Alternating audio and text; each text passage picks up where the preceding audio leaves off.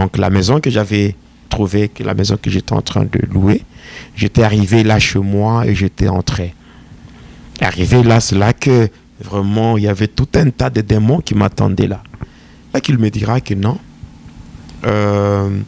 Non, le frère Élisée, quand il témoignait, il disait que vous les satanistes, si vous avez le numéro de téléphone d'une personne, c'est facile à partir du numéro de téléphone de manipuler la personne.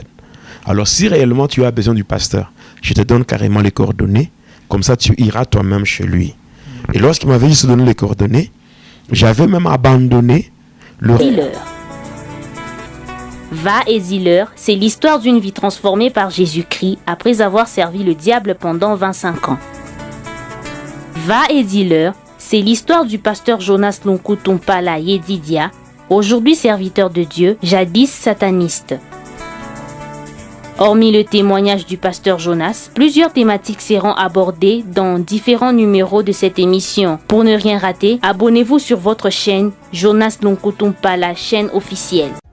N'hésitez pas à liker la vidéo si elle vous plaît et si vous êtes nouveau sur la chaîne, n'oubliez pas de vous abonner et d'activer la notification pour ne rater aucune de nos prochaines vidéos.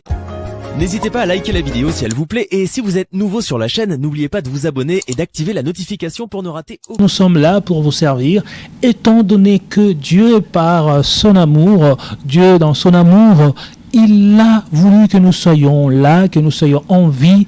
Il ne cesse de renouveler en nous le souffle de vie. Et nous avons vraiment l'obligation de le servir. Je sais que vous êtes nombreux, vous qui nous suivez de par le monde, dans différents pays du monde. Vous aimez bien suivre cette émission Va et Dealer. C'est vrai que vous réclamez le numéro 52 de Va et Dealer. Et nous sommes là, par la grâce de Dieu. On est là et sans doute aujourd'hui on va devoir en découdre, on va devoir poursuivre le témoignage avec l'homme de Dieu, le pasteur Jonas Lonkutumpala, le racheté du Seigneur. Alors si c'est la toute première fois que vous avez l'occasion de nous suivre, je vous dirais de vous abonner. N'hésitez pas à vous abonner. Et on a toujours dit dans cette émission que les bonnes choses c'est partage. Veuillez partager la vidéo pour que ça puisse bénir d'autres personnes, pour que ça puisse vraiment apporter de la vie dans d'autres personnes. Alors nous sommes là avec le pasteur Jonas. Pasteur, bonjour. Bonjour frère Teddy. Alors ça a toujours été pour moi un réel plaisir de vous retrouver dans cette belle émission. Comme Dieu, il est Dieu et qu'il fait toutes choses bonnes en son temps. Alors nous avons laissé à Dieu lui-même nous aider pour que nous puissions encore continuer avec ce qu'on avait commencé. Alors, depuis la fois dernière, donc le numéro 52, donc l'émission précédente, vous étiez en train de parler sur votre conversion. Donc oui. Ça fait déjà 2 ou 3 numéros comme ça. Mm-hmm. Dans lesquels vous êtes en train de parler de votre conversion, de la manière dont l'Éternel vous a gagné à lui, et après, bien sûr, 25 ans au service du diable. Et aujourd'hui, je pense qu'on va poursuivre. Oui, c'est ça, on va poursuivre par rapport à ça, mais j'étais en train de parler premièrement sur ma conversion, et par après, j'ai même entamé la partie de ma délivrance. Ouais. Parce que ma conversion, c'est expliquer le pourquoi de ce changement-là. Moi qui étais du camp de Satan, j'ai pris la résolution de changer et d'aller du côté de Jésus-Christ. Et voilà, ayant choisi le camp de Jésus, maintenant il fallait que je sois libéré de liens, de chaînes, de l'envoûtement et tout, pour que je sois totalement entre les mains du Seigneur. Voilà, c'était donc, ça. La conversion plus votre délivrance. Ouais, parce que j'ai parlé il y a longtemps, j'ai commencé à parler sur ma conversion. J'ai expliqué qu'est-ce qui m'a poussé.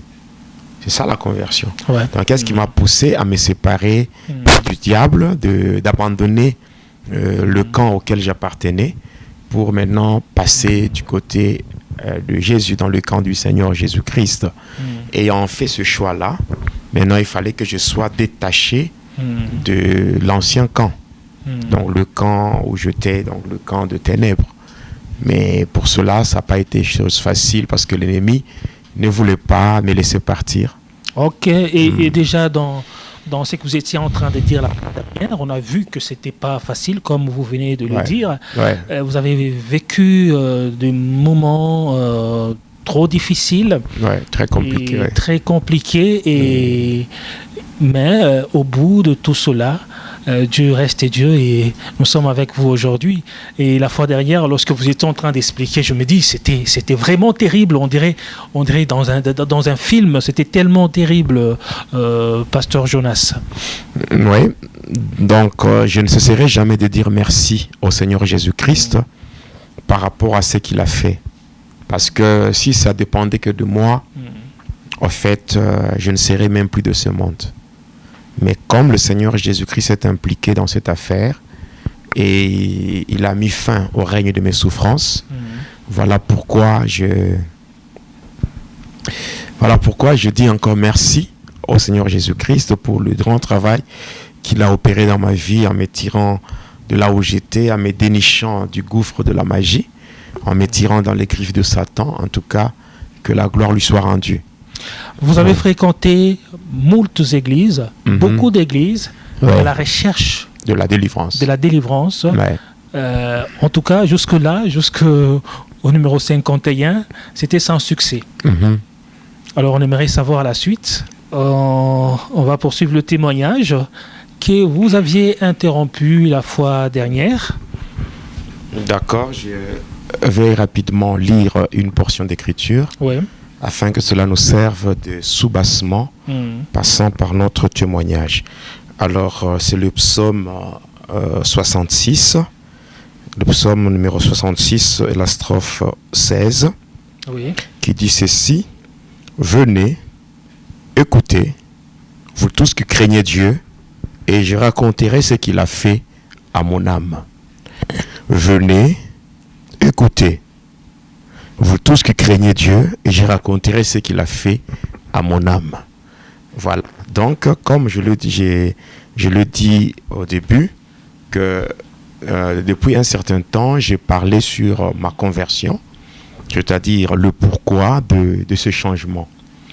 Pourquoi? Qu'est-ce qui m'a poussé? J'étais motivé par quoi?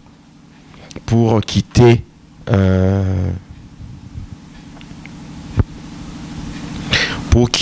le camp de Satan et aller dans le camp de Jésus-Christ. Bon, j'ai beaucoup expliqué sur ça. J'ai parlé de tout ce qui m'avait poussé à changer. Maintenant, lorsque j'ai pris la décision de changer, étant maintenant du côté de Jésus-Christ, en d'autres termes, je veux dire, j'avais fait un pas vers Jésus. Mais de l'autre côté, l'ennemi qui connaissait que j'étais détenteur de beaucoup de ce secret, il avait jugé bon de me retenir. Donc il fallait maintenant, pour que je puisse appartenir totalement à Jésus, il fallait que le lien soit coupé, que le chêne soit brisé, que l'envoûtement périsse et que je sois libéré de tout ce que j'avais accumulé comme fétiche et toutes ces choses-là. Donc, que toutes les alliances maléfiques dans lesquelles j'étais entré, parce que j'avais contracté plusieurs alliances, mais il fallait que toutes ces choses-là soient détruites pour que je puisse marcher maintenant avec le Seigneur. Voilà.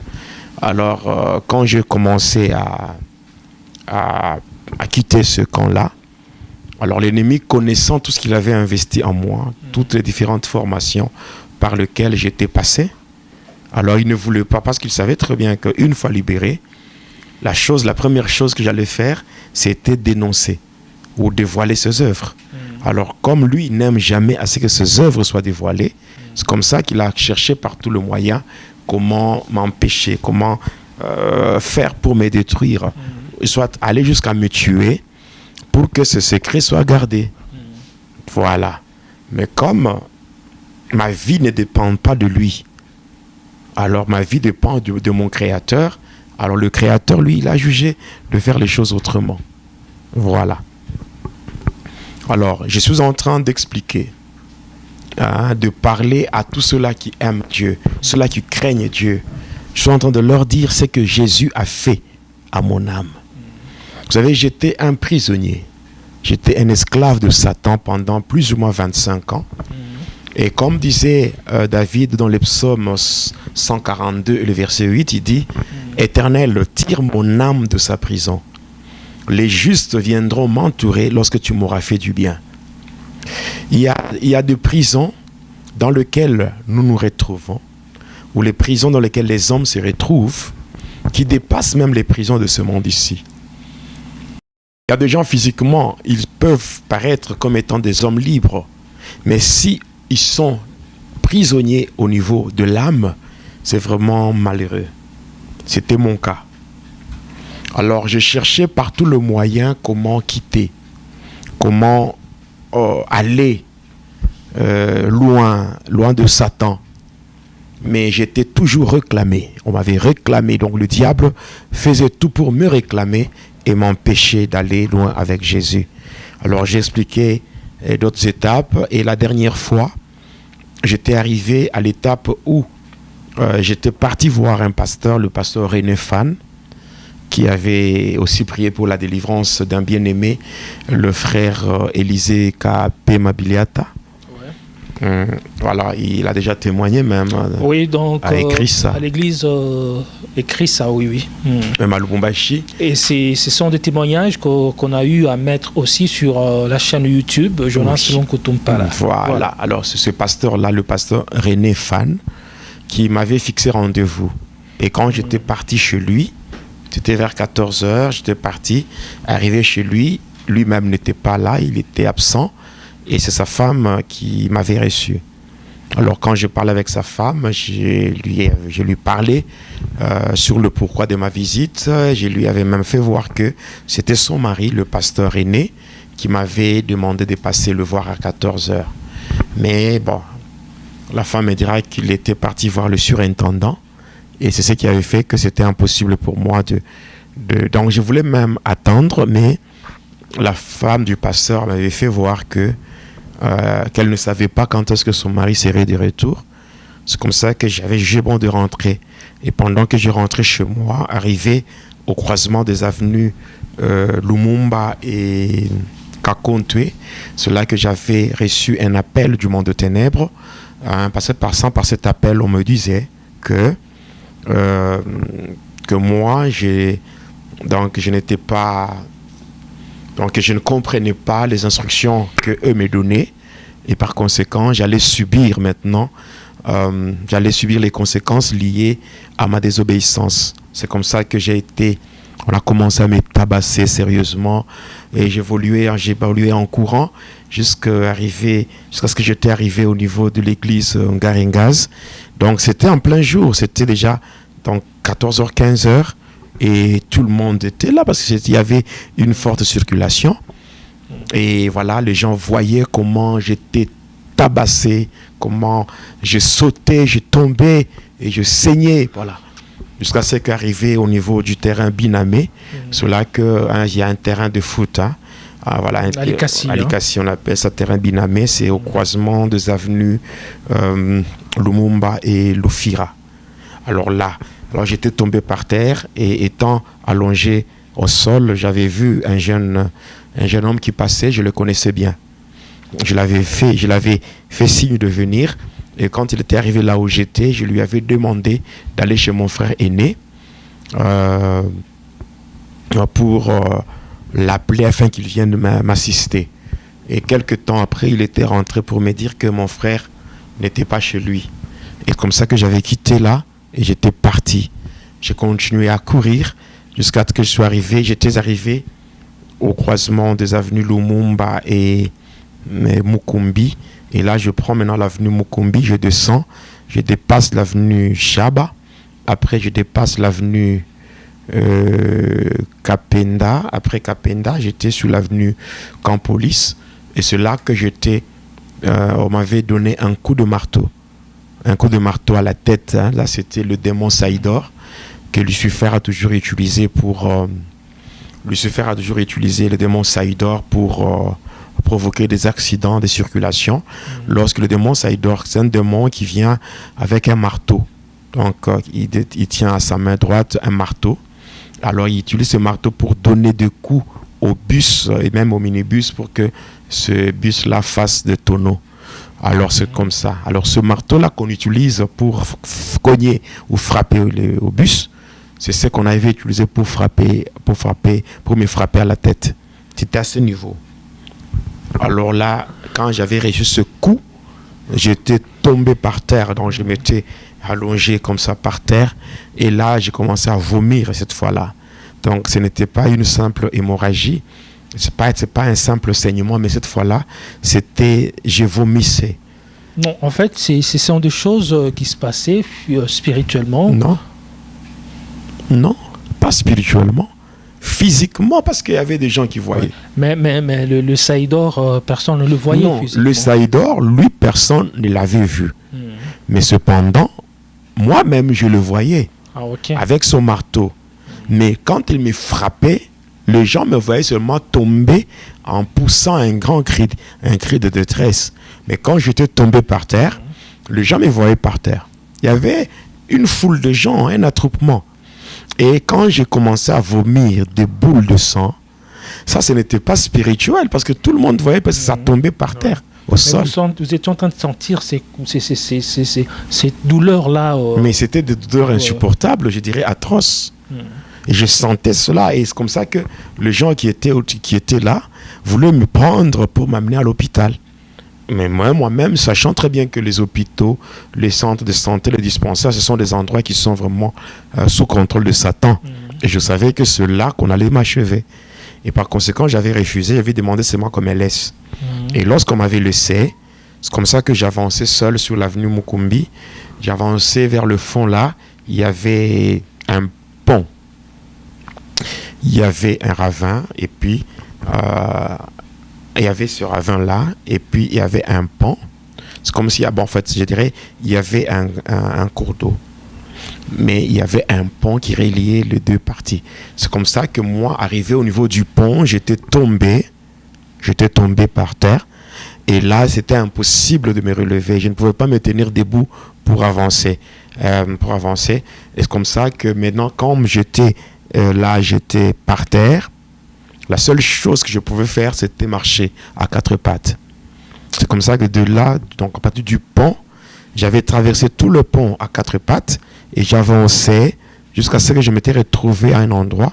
J'avais essayé un peu de me tenir debout, j'avais essayé de forcer jusqu'à ce que j'étais arrivé chez moi. Donc la maison que j'avais trouvée, la maison que j'étais en train de louer, j'étais arrivé là chez moi et j'étais entré. Arrivé là, c'est là que vraiment il y avait tout un tas de démons qui m'attendaient là. Il y avait des démons comme Zagam, il y avait Zagam, Tarzan Moteur, Fantomas, il y avait le Kituta Morita, il y avait le Kashimura de l'Inde, donc il y avait tellement beaucoup. Donc il y avait des esprits comme les esprits qui sont chargés uniquement pour tuer. Donc ils étaient en grand nombre là. Et là, ils m'avaient tabassé, j'étais tombé sur mon lit. Oui, j'étais tombé sur mon lit. Là, on m'a tabassé, je recevais des coups. Et au point que j'avais tellement beaucoup saigné jusqu'à ce que, avec mon sang, tous mes draps étaient presque rouges. Et c'est comme ça que j'étais resté là par terre. Donc j'étais là. Et ces démons-là, bien avant, ils étaient à votre service. Mais oui, bon, là, ces esprits-là qui étaient envoyés, c'était pour mettre fin à ma vie. Pas cette fois-là, parce que les démons sont répartis en plusieurs catégories. Ceux qui étaient envoyés en ce temps-là, c'était des esprits méchants. Les esprits qui sont chargés uniquement pour tuer. C'est eux qui étaient venus pour mettre fin à ma vie. Donc il y en avait beaucoup, il y avait ces esprits-là qui m'ont torturé, qui m'ont tabassé tellement au point que j'étais resté par terre là. Et à la fin, quand ils ont terminé de me tabasser, après m'avoir fait passer au tabac, alors, ils avaient jugé bon d'arrêter eux-mêmes. Là, j'étais déformé, le visage déformé, j'étais comme un monstre. et donc, du sang partout. Et voilà, ils m'avaient demandé de faire des incantations relatives à la magie blanche, c'est-à-dire la salutation de Marie. Et donc, je devais faire la salutation de Marie 3 fois et la prière de Notre Père aussi 3 fois.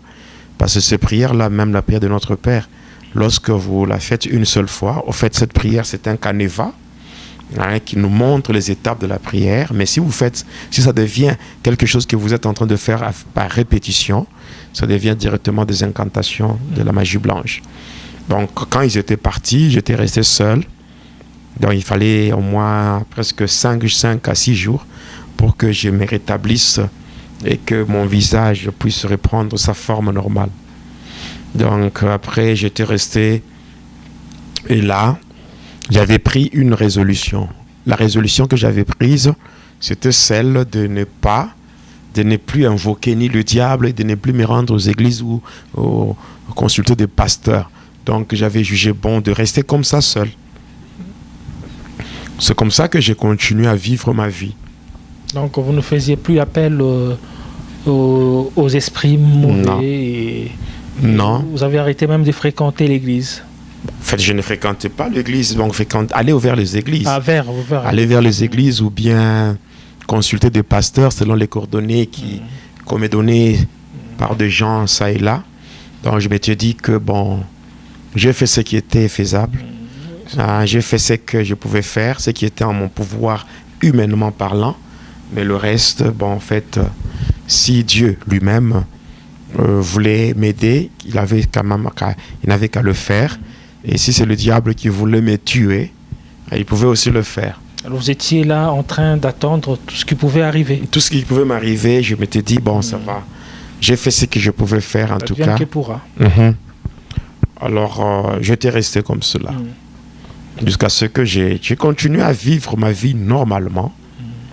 Donc, en fait, au-dedans de moi, je savais qu'il y a des choses qui ne marchent pas. Je savais que je n'étais pas vraiment normal. Mais je faisais quand même semblant et je faisais des efforts pour m'accrocher à la vie. Voilà. Et c'est comme ça que je ne fréquentais plus les amis. Je ne fréquentais personne. Donc, je m'étais plongé dans une solitude et dans un mutisme. C'est-à-dire que le mutisme, c'est un excès de calme. Donc, je ne trouvais personne avec qui parler. Donc, j'étais resté comme ça. Jusqu'à ce que un jour, je me rendais quelque part, je me rappelle, oui. Je m'étais croisé, je m'étais rencontré avec un homme, le frère Jérôme Sungu. On s'était croisé avec lui au croisement, j'étais rencontré au croisement des avenues Lumumba et Lualaba, juste à côté de l'école laïque. Alors, en fait, à un moment ou à un temps, je dirais à une époque donnée, j'avais un club de culturistes, donc un club d'haltérophilie.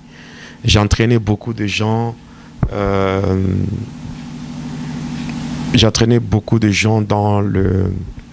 je dirais la musculation. Il y a ce sport-là, le culturisme. Donc, où on fait l'haltérophilie pour chercher à avoir une déformation au niveau du corps. Donc, une déformation au niveau pectoral, au niveau des biceps, triceps et tout ça. Donc, j'avais aussi un club pareil. Et j'entraînais beaucoup de gens. Oh, ok. Oui, il y avait même des abbés, des prêtres qui venaient vers moi, je les encadrais dans ce domaine-là. Parce qu'à l'époque, là, je faisais beaucoup à l'haltérophilie. À l'époque, là, je pesais, mon poids, ma masse normale, à l'époque, là, c'était 108 kilos. Oh, c'était trop. Hein. C'est 108 kilos. Et moi, je pesais des poids de 200, 250 kilos. Voilà, j'ai soulevé ça. Alors, j'ai entraîné beaucoup de gens comme ça. Alors, et là, je cherche encore, lorsque vous dites ça, je cherche encore à me rappeler du nom là que vous nous avez donné. Comment vous appelez là-bas? Ah ouais, voilà. Encore comment? Non. Maintenant, je suis Jonas Gédidia. Ah oui, C'est ce qui compte pour moi. Le reste, là, c'est le passé. Heureusement, le Seigneur même m'a dit, dans Ésaïe 43, il a dit, ne pensez plus aux événements passés. Ne considérez plus ce qui est ancien. Voici, je vais faire une chose nouvelle. Ah, voilà, je me rappelle. C'était Jules Barnabé. Ah non, c'est bandit. Ça, c'était le nom d'un bandit. Donc, Jules Barnabé, ce n'était que le début. Parce qu'après Jules Barnabé, il y avait d'autres noms qui sont venus tels que des Shiva, le dieu de la destruction. Parce que moi, quand je partais en Inde, dans la grotte indienne, les démons s'agenouillaient devant moi. Donc, vous avez reçu les surnoms comme ça par rapport aux différents rôles que je devais assumer. Oui. C'était Shiva, Billy et tout ça. Il y avait beaucoup de noms là. Et voilà. Au fond de la mer Rouge, là, quand j'étais là-bas chez Lucifer, on l'appelait au nom de Hakramogé. Donc, il y avait encore d'autres noms qui m'avaient été attribués. Donc, c'était un bizarre dans ce monde-là.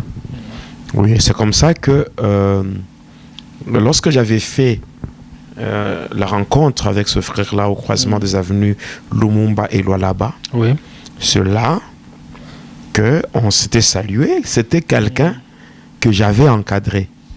Non pas dans les pratiques mystiques, mais dans le culturisme ou l'haltérophilie. Alors, c'était quelqu'un que j'avais encadré. Et voilà. Qu'est-ce qui s'était passé après la salutation? Alors, il commençait à me parler. Il me dit, mais pourquoi tu préfères souffrir comme ça? Je le regarde, je dis, moi, souffrir, tu me vois souffrir?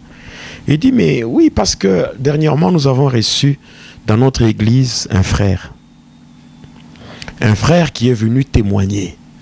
Il a parlé sur les œuvres de ténèbres, sur le monde de pandémonium. Il a parlé sur beaucoup de choses dans lesquelles il était initié. Mais par la grâce, il a quitté ce monde-là. Et maintenant, il est libre. Il vit comme un homme libre. Alors, je dis, bon d'accord, mais cet homme-là, comment il s'appelle? Il dit, non, il s'appelle Élisée. Voilà, à cette époque-là, c'était le frère Élisée. Parce que maintenant, il est devenu aussi pasteur. Ah oui, le pasteur. Il est maintenant pasteur. Il dit, ah bon, je dis, mais est-ce que cet homme-là dont tu parles, est-ce qu'il est vraiment délivré? Il me dit, mais oui, il est délivré, mais comment est-ce qu'il pouvait témoigner s'il n'était pas délivré? Alors, s'il a témoigné, c'est que réellement, il est délivré. Alors, il continue à dire des choses que le frère donnait dans son témoignage. Alors, moi, intérieurement, je savais que ce qu'il disait était vrai. Et que le témoignage qui était donné, les éléments qui étaient donnés dans ce témoignage étaient vrais. Mais moi, je voulais le décourager. J'étais en train de chercher par tous les moyens comment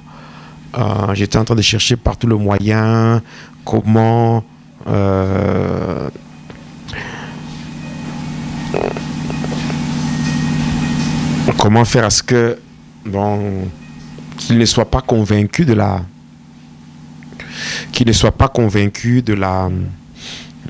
véracité de ce témoignage-là. Et lui continue à insister. Est-ce qu'à la fin, je vais lui dire, mais si tu dis qu'il a été délivré, où est-ce qu'il a eu sa délivrance?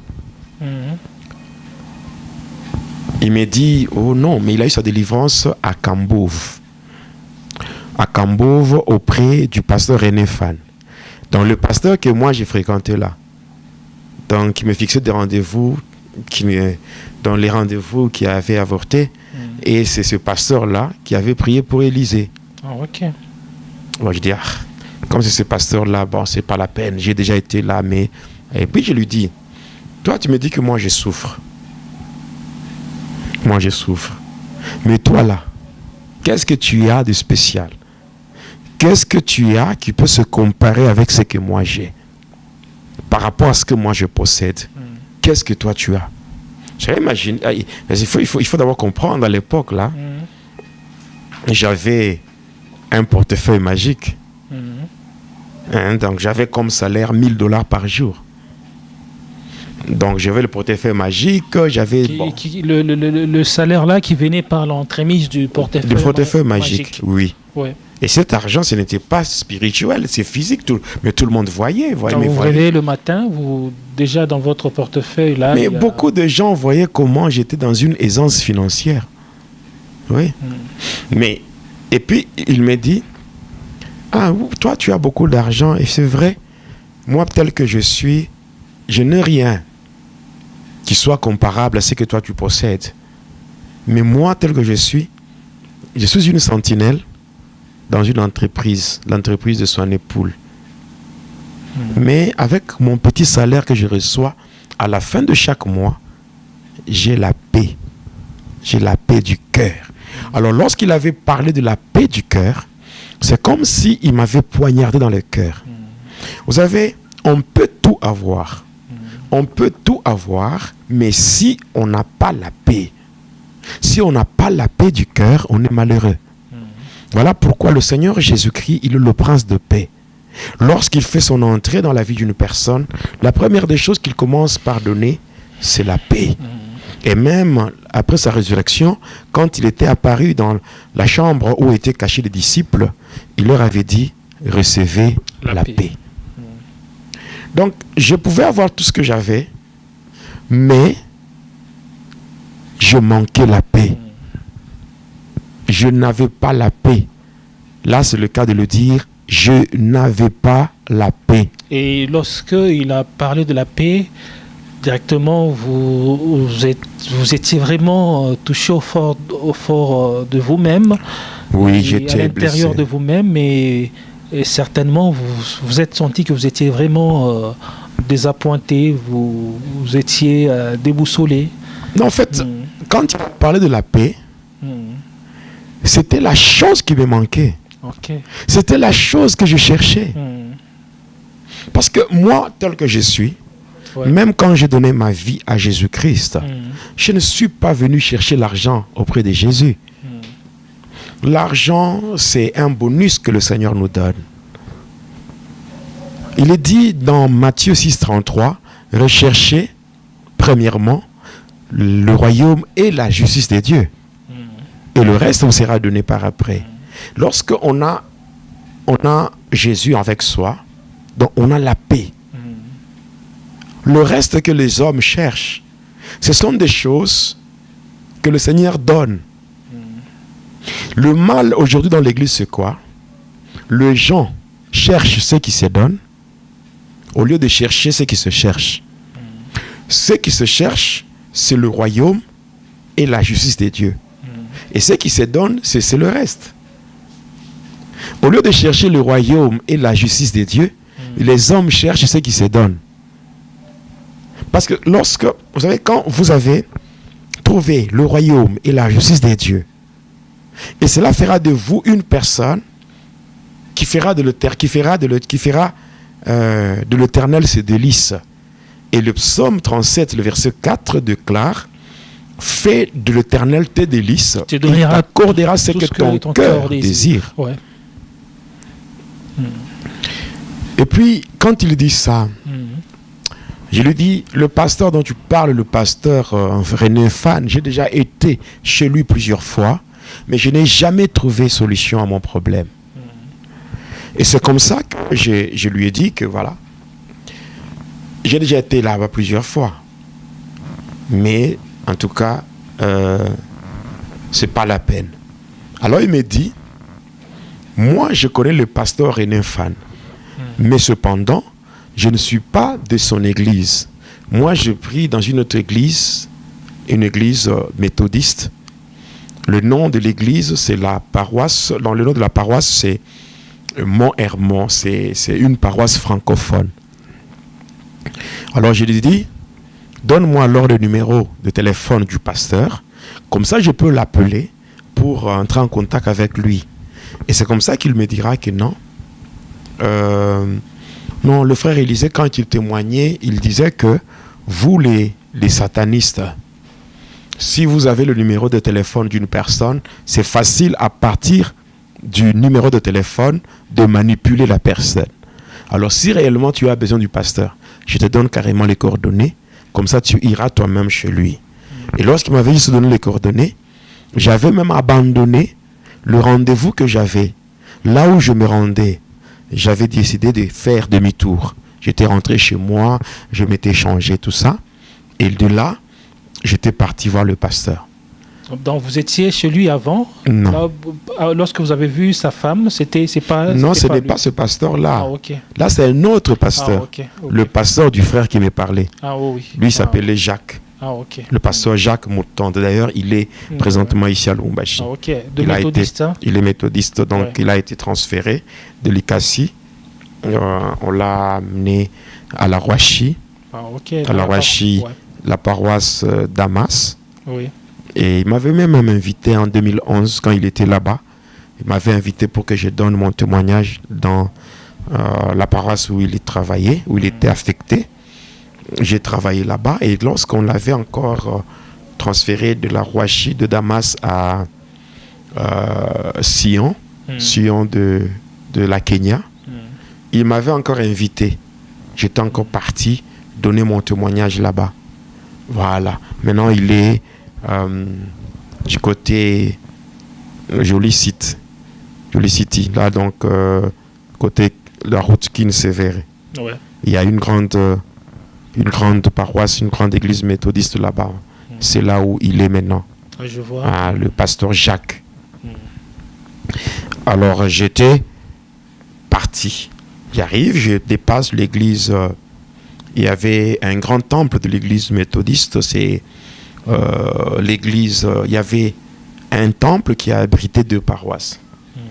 Donc il y avait la paroisse Swahiliphone, et l'autre c'était francophone. Swahili c'était Kipatanisho, et francophone c'était Mont-Hermon.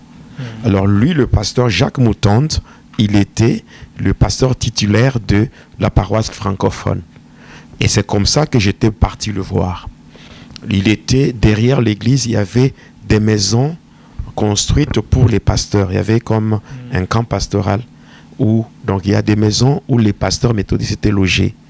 Alors lui occupait une des maisons. Alors j'étais parti le voir. J'arrive là-bas, je frappe à la porte et c'est sa femme qui m'avait reçu. Elle m'avait bien reçu, en tout cas bien reçu, bien accueilli.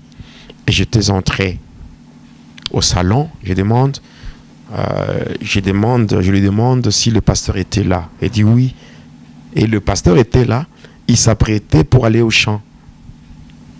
Alors quand j'étais arrivé, on m'avait présenté la place au salon. Je m'étais assis. Et que quelques temps après, le pasteur était entré au salon. On avait prié. Et puis il m'avait posé la question pour connaître le pourquoi de ma visite. Alors j'ai commencé à lui parler sur mon état. Donc je n'avais rien caché. Je lui avais dit comment j'étais un agent de Satan, mais j'étais à la recherche de la délivrance. Il m'a dit, en tout cas, je bénis le Seigneur. J'ai béni vraiment le Seigneur pour ta présence. J'ai été prêt pour aller au champ. Je voulais sortir, mais je sentais comme s'il y avait quelque chose qui me retenait. Mais je ne comprenais pas pourquoi. Alors lui, quand même, il était sincère. Il était vraiment honnête, ce pasteur. Oui, il était quand même honnête parce que l'autre là que j'avais rencontré du côté camp Régie des Eaux, du côté de camp, un prophète, quand j'étais entré chez lui, il me pose la question, mais qu'est-ce que tu es venu faire? Je commence à lui relater, et puis il me dit, tais-toi, ne continue même pas. Parce que tu étais en route, Dieu m'a dit qu'il y a un sataniste qui est en route, et voilà. Donc il avait menti celui-là. Mais le pasteur Jacques Moutonde m'avait dit la vérité. Il m'avait dit que j'ai béni le Seigneur parce que je voulais aller au champ. Mais je sentais comme s'il y avait quelque chose qui me retenait, mais je ne comprenais pas pourquoi. C'était quoi? Lorsque tu dis que tu es à la recherche de la délivrance, je comprends maintenant que le Seigneur me retenait pour te recevoir. Et puis il prie et il me dit, écoute mon fils, sache que aujourd'hui le Seigneur va te délivrer. effectivement, quand il a dit que le Seigneur allait me délivrer, j'avais senti la joie envahir mon cœur. Donc mon cœur là était inondé de joie. Alors je ne savais pas comment exprimer cela. Et cette parole t'a donné de la joie. Ça m'avait vraiment encouragé, ça m'avait réconforté. Et puis il me dit, cependant, ce n'est pas moi qui vais prier pour toi. Mais il y a un groupe de gens qui vont arriver. Et dès qu'ils arrivent, je viendrai, je serai là pour t'introduire. Alors il me dit d'aller devant l'église, donc à l'entrée de l'église, toujours dans l'enceinte de cette concession-là. Donc alors, parce qu'il y avait dans cette concession, c'est ce qu'il y a même maintenant là-bas à Likasi, quand vous êtes sur l'avenue Lumumba, derrière l'avenue Lumumba, hein, il y a l'avenue qui est parallèle. C'est, comment on appelle ça? C'est l'avenue Kapenda. Voilà. Sur cette avenue-là qui est cette église, alors derrière la commune, donc, il y a cette église-là. Et maintenant, c'est une concession de l'église méthodiste. Là, il y a un grand temple qu'on a construit là-bas. En dehors de ça, il y a des salles de fête. Il y a aussi une école, l'école méthodiste qui est là-bas. Il y a des bureaux, tout ça. Il y a aussi les maisons des pasteurs. Voilà. Alors, il me demande d'aller devant l'église. Je suis allé, je me suis tenu devant l'église. Alors, c'est là où je devais attendre. Il me dit, tu iras là-bas et tu vas te tenir là, en attendant que ces gens viennent. Alors, j'étais allé là-bas. C'était à 11h. Il y avait un soleil là compliqué. C'était un soleil vraiment très piquant. Alors j'étais là, debout, de 11h jusqu'à 13h. Et pendant que j'attendais, arrivé aux environs de 12h40, quelque chose comme ça, j'ai commencé à me décourager. Vous savez quoi? À ce moment-là, j'avais rendez-vous avec une fille. Une copine. On devait se rencontrer en ville pour aller prendre la bière. Et en ce moment-là, je me dis, ce pasteur ici, qu'est-ce qu'il veut encore? Apparemment que lui aussi voulait se moquer de moi. Par conséquent, ce que je veux faire, répondre au rendez-vous, c'est justement partir. Ouais. J'ai été sur le point de quitter même là, l'église, là où j'étais, pour aller à un rendez-vous. Vous voyez, je le dis encore, le Seigneur m'aime beaucoup. Pendant que je voulais quitter, je sens une force me retenir là.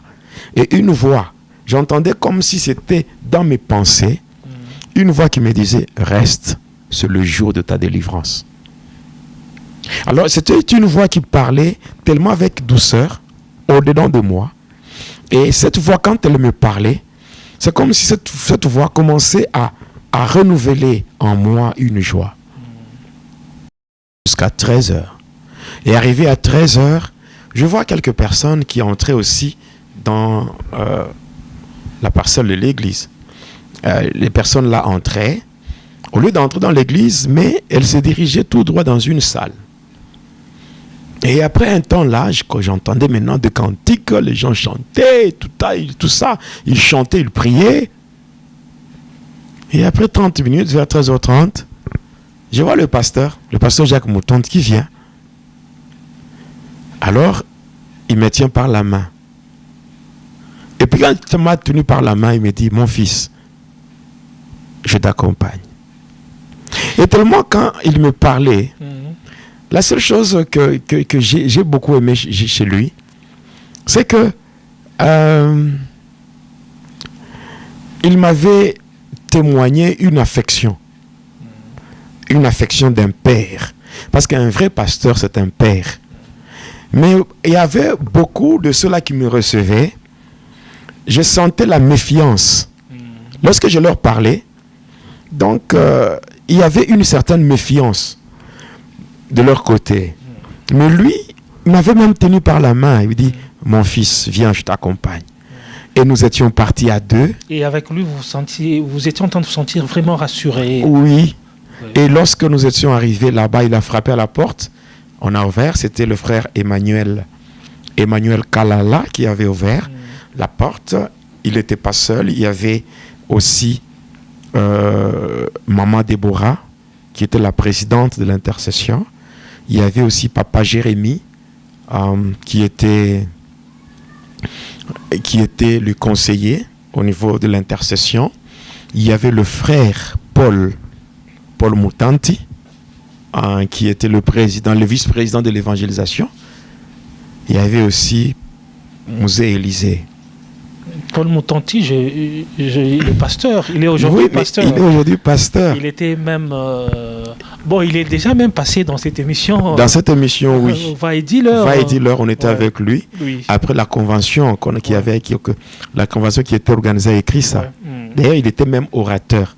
Parmi ceux qui étaient alignés à la convention, il était là. Ouais. C'est bien, c'était lui. À cette époque-là, il était frère. Il n'était même pas marié.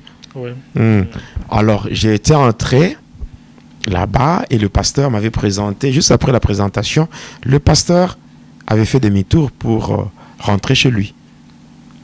Alors, au-dedans de moi, je sentais maintenant que cette joie avait brusquement disparu. Pourquoi ? Parce que, au fait, le frère Jérôme, quand je l'avais rencontré sur l'avenue Lumumba, il m'avait orienté vers le pasteur. Les coordonnées qui m'avaient été données, c'était les coordonnées du pasteur. Ce n'étaient pas les coordonnées de ces gens. Et au-dedans de moi, je me disais, mais l'homme qui devait me délivrer vient de m'abandonner entre les mains de ces gens. Les intercesseurs. Les intercesseurs. Alors, selon lui, j'avais fait avec lui un entretien pastoral, parce que lorsque on parle de la cure d'âme, la cure d'âme, c'est le nettoyage intérieur, et qui est composé de trois éléments. Il y a l'entretien pastoral, il y a les révélations divines et le service de prière. Alors, le pasteur, lui, avait fait l'entretien. Après l'entretien, il était passé aux révélations. Et maintenant, c'était l'étape du service de prière. Alors lui, il avait jugé de soumettre ce cas à l'intercession. Et lui devait faire le suivi. Mais moi, à l'époque, je me sentais mal. Je voulais que ce soit lui. Oui. Donc, si vous allez à l'église, et vous vous dites que tel pasteur va me délivrer, à ce moment-là, vous perdez votre temps. Parce que le pasteur, c'est un homme. Un homme ne pourra jamais délivrer un autre homme. Un homme peut être utilisé par Jésus pour délivrer quelqu'un d'autre. En d'autres termes, c'est Jésus qui agit au travers des hommes utilisés comme des instruments. Bon, en fait, dans votre cas, ces temps-là, c'était tout à fait normal, parce que déjà, vous avez connu à visiter plusieurs pasteurs, et cela n'avait pas réussi, et maintenant vous dites que non, lui-même, là, il me laisse entre les mains de ces gens ici. Et pour vous, c'était... Et plus curieusement, regardez, vous voyez la masse que j'avais, 108 kilos. 108 kilos. Et le diable avait même changé mon visage. Je n'avais pas le visage que j'ai aujourd'hui. En me regardant seulement, vous pourrez même, à l'époque là, vous pouviez même me donner un âge qui n'était pas le mien. À l'époque là, vous pouviez me donner un âge compliqué. Parce qu'à l'époque là, je n'avais même pas 30 ans. Mais en me regardant seulement, vous pouviez même croire que j'étais dans les 50, 60 ans. Mais lorsque j'ai avancé au-dedans de moi, vu que la joie était partie, cette joie était remplacée par la haine et la colère, une colère méchante. La colère méchante est caractérisée par la destruction. Et là, il était fâché. Je regarde un peu la corpulence des gens qui devaient prier pour des gens qui étaient maigres. Hein? J'étais fâché, mais qu'est-ce que ces gens peuvent faire? Qu'est-ce qu'ils peuvent faire de spécial pour moi? Je regarde le conseil là de l'intercession, Papa Jérémie. Il était encore plus maigre que les autres. Et lui ne mangeait même pas. Même maintenant, il ne mange même pas de foufou. Lui, il boit seulement du thé et le pain. Chaque jour. C'est tout. Donc, il est tellement maigre. Alors là, j'étais fâché. J'étais fâché. Ils étaient en train de prier là. Il y était plus de 40 personnes. Et par après, on voit, Papa Jérémie m'appelle. Il me dit, frère, mets-toi à genoux. Je le regarde un peu. Je regarde la personne qui me dit, mets-toi à genoux. Et là, bon, pour lui faire plaisir, comme j'étais déjà dans la salle, je me mets à genoux. Et là, il commence à prier. Les autres priaient et lui, là, il commence à prier. Il commence à prier. Il commence par imposer sa main sur moi. Il impose la main comme ça. Il fait des déclarations. Et directement, je sens le feu. Le feu commence à descendre sur moi. Et puis il enlève sa main, il laisse sa main comme ça, mais il continue à prier. Et pendant qu'il priait là, c'était impossible. Insupportable. Je dis, mais ça c'est quoi ça? Et là, je sens toute la salle là. Hein, toute la salle était embrasée. Et moi, je ne pouvais plus rester là. Il fallait que je me tienne debout et que je cherche comment faire pour m'échapper. Je me concentre pour sortir à travers le mur. Mais à ma grande surprise, le mur ordinaire avait disparu. Il y avait maintenant un mur de feu. Je regarde gauche, droite, donc de tous les quatre côtés. Donc la salle, les murs de la salle étaient donc des flammes de feu. Et là, je me concentre pour essayer un peu de contacter maintenant de l'autre côté, donc l'autre côté là. Effectivement, je vois de l'autre côté du feu, je vois des esprits. Là, vous étiez déjà dans les sphères spirituelles. Oui, là, je m'étais concentré pour chercher comment me libérer, me dégager. Et je regarde de l'autre côté, il y avait beaucoup d'esprits qui m'attendaient, mais ils ne pouvaient pas traverser, ils ne pouvaient pas passer par le feu, par le mur de feu. Et là, c'était tellement impossible. Je dis, mais ces gens, c'est pour qu'ils me laissent tranquille, qu'est-ce qu'il me faut faire? Il faut changer de stratégie. Alors, comme changement de stratégie, je me concentre maintenant par rapport aux démons qui étaient en moi. Il y avait beaucoup de démons. Alors, je fais sortir un démon volant. Je le libère de mon corps. Et le libère pour attaquer quelqu'un parmi les intercesseurs. Voilà pourquoi, lorsque vous êtes en train de prier, faites une prière de délivrance, il faut éviter de vous associer avec des gens qui ne sont pas dans un état de sanctification. Voilà. Alors, qu'est-ce que j'avais fait? J'avais envoyé ce démon-là. Il était sorti de moi et il était entré dans une sœur. Et la sœur avait sauté pour se cogner au mur. Quand elle s'était cognée au mur, elle était tombée par terre et elle avait perdu connaissance. L'objectif, c'était quoi? C'était que lorsque ces gens-là vont constater que parmi eux, il y a une personne qui est tombée, ils vont me laisser pour s'occuper d'abord de la sœur-là. Voilà. Mais à ma grande surprise, qu'est-ce qui va se passer? Ces gens-là se divisent maintenant en deux.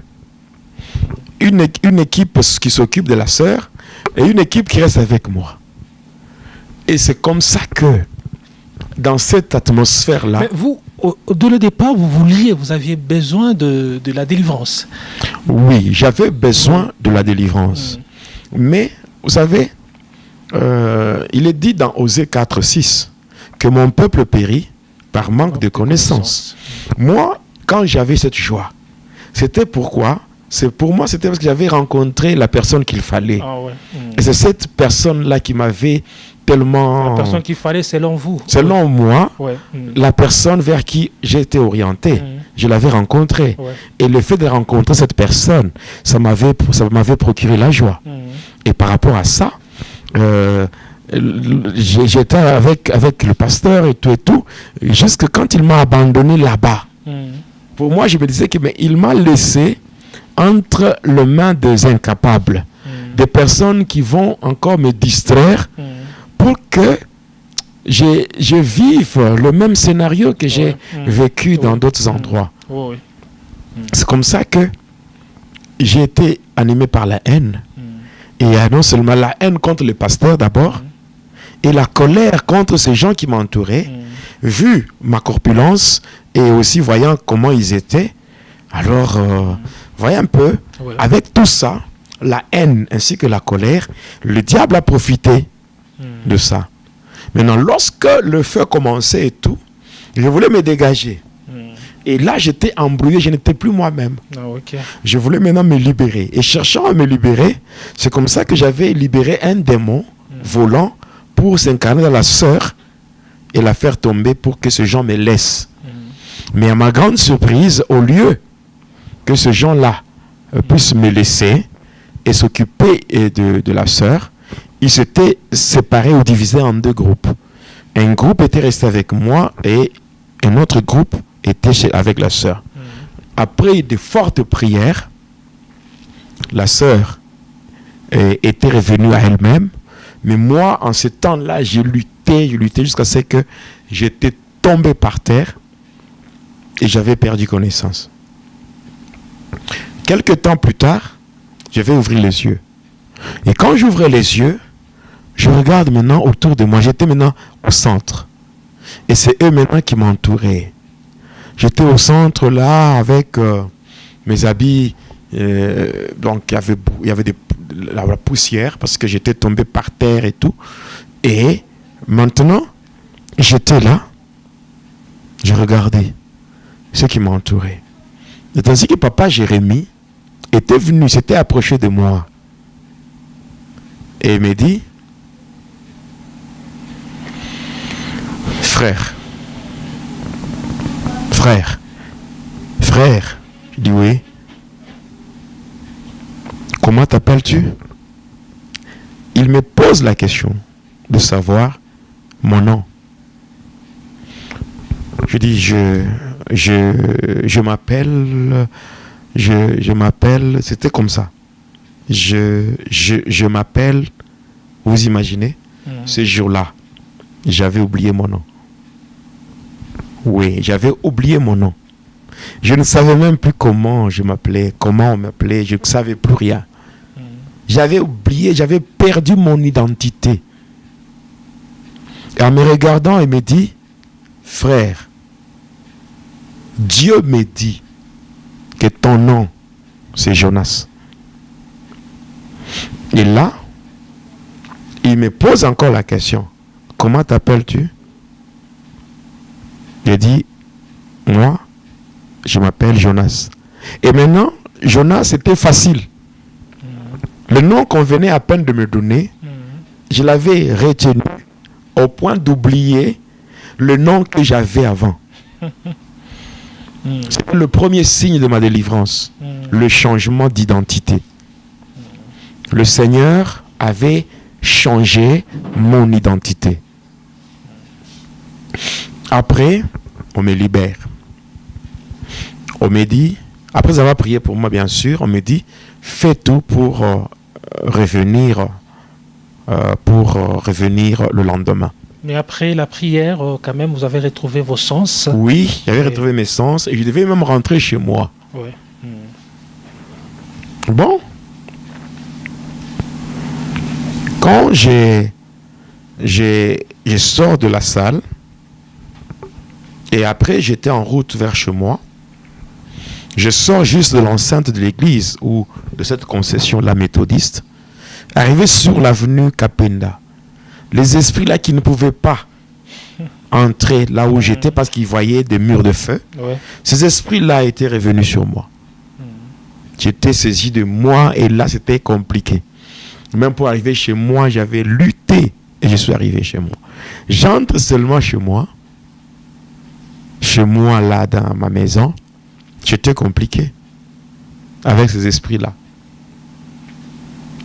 Ces esprits m'avaient encore tabassé comme pas possible. Pour que ce qui vient de se passer est passé. Tu n'as plus le droit de rentrer là-bas. Parce que on m'avait dit de revenir le lendemain. Et je n'étais plus parti. Là, nous étions, c'était déjà au mois de décembre 2003.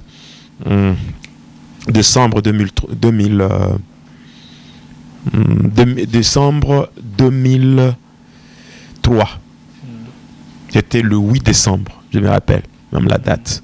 8 décembre 2003. Alors, j'étais resté chez moi quand on m'avait tabassé comme cela. Une oreille, parmi les deux, une oreille était même bouchée. Alors, j'avais tellement beaucoup saigné, j'étais resté là-bas.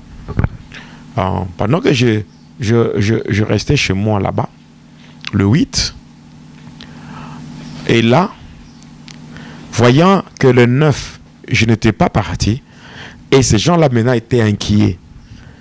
Vous voyez, vous ne pouvez pas gagner les âmes, vous ne pouvez pas vous faire passer pour des gagneurs d'âmes si vous n'êtes pas animé par la compassion des âmes. Ouais. Voilà. C'est ce qui freine aujourd'hui l'évangélisation. L'évangélisation est beaucoup plus freinée par manque de la compassion. Parce qu'eux savaient que ma délivrance n'était pas achevée. Alors il fallait que... Donc c'était un processus. Mais vu que cela était interrompu, il commençait maintenant, il s'inquiétait du fait qu'il ne m'avait pas vu le 9. Il fallait maintenant me chercher. Ils m'ont cherché partout jusqu'à ce que, arrivé le 12, ils m'avaient trouvé. Et nous étions partis avec eux à l'église. Ils avaient prié pour moi. Et l'oreille qui était bouchée là, c'était ouverte. Et je pouvais maintenant écouter, passant par mes deux oreilles. Il me commençait à m'exhorter,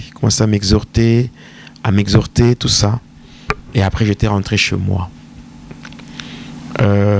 Arrivé le 19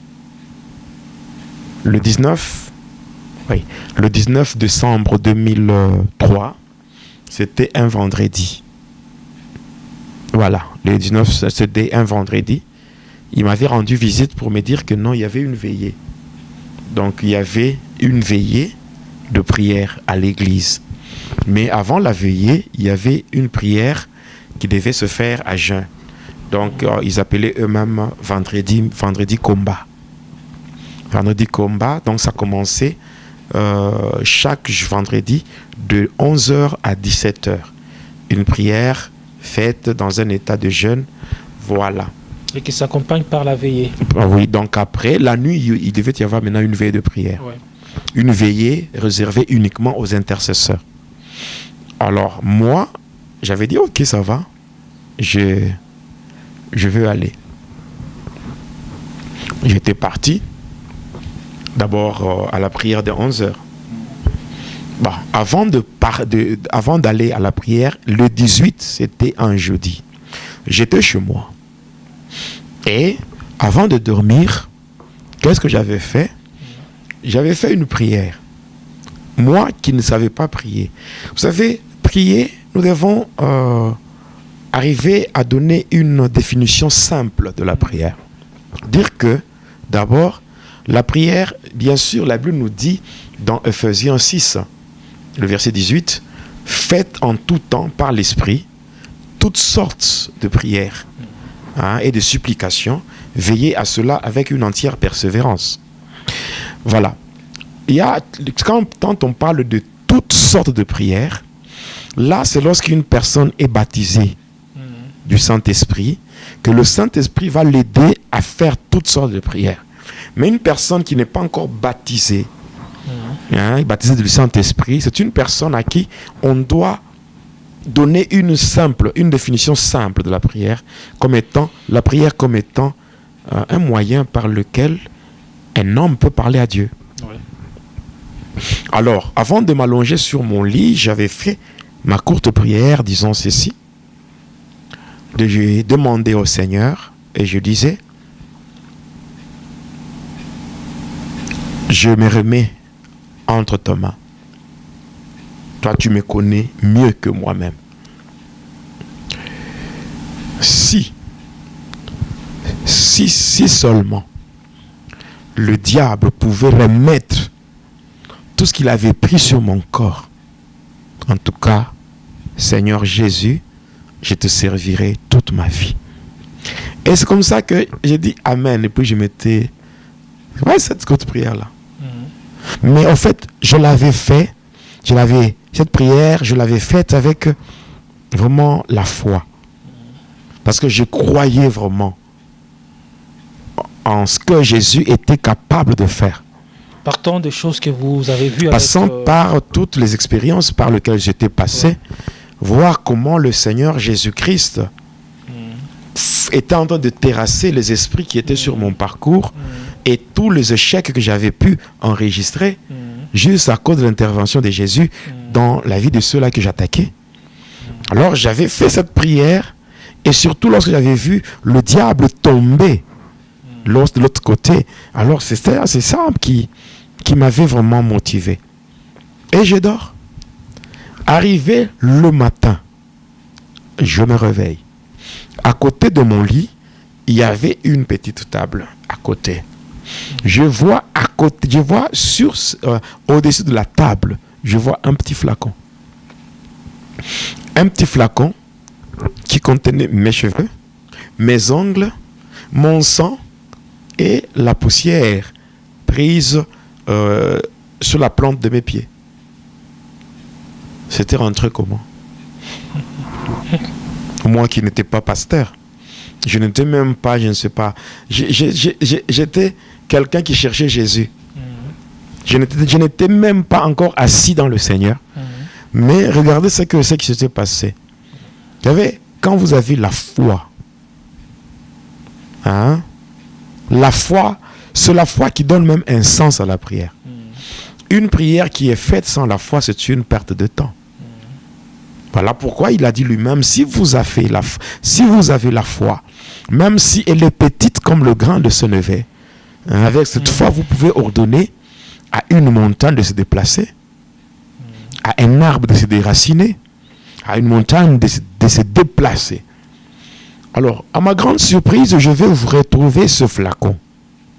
J'étais étonné, j'ai dit, oh, qu'est-ce que c'est? Je regarde et je vois le contenu du flacon. Il y a mes ongles, mes cheveux, mon sang et la poussière. Et directement, vous avez compris que c'était... Mais comme j'étais encore dans l'ignorance de certains principes, je vais prendre maintenant ce flacon. Et je sors de la maison, je vais derrière, du côté de toilette, là-bas, je jette pour que cela tombe dans la fosse septique. Je jette là-bas et je rentre. Je rentre dans ma chambre, j'arrive dans ma chambre. Le flacon que je venais de jeter, je le retrouve encore sur la table. Je dis, mais c'est compliqué, mais ce flacon, je viens de le jeter, mais pourquoi ça apparaît encore là-bas? Alors, j'ai dit, cette fois-ci, je ne le jette pas. Là, j'amène ça à l'église pour que ça soit brûlé, que ça soit détruit là-bas.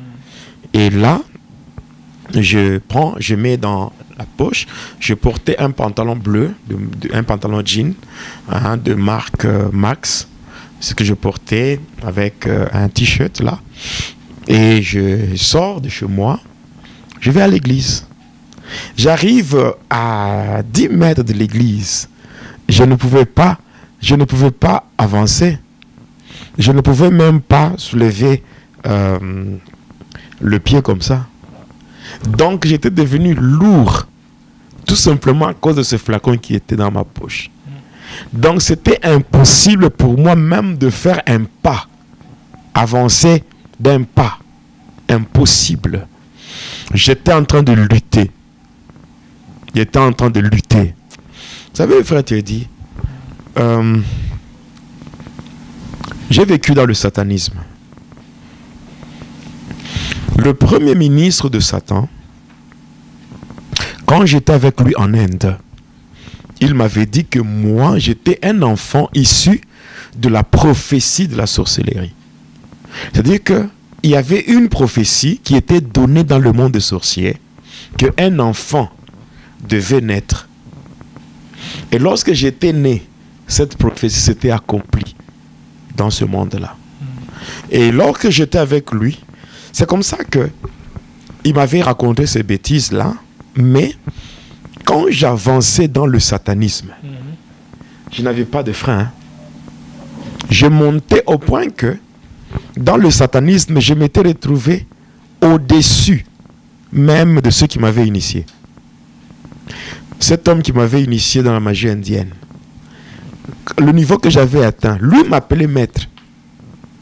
Vous vous rendez compte, le monsieur avec qui j'étais parti à Kisangani, quand il m'avait vu après, il s'inclinait devant moi comme quelqu'un qui s'incline devant son maître.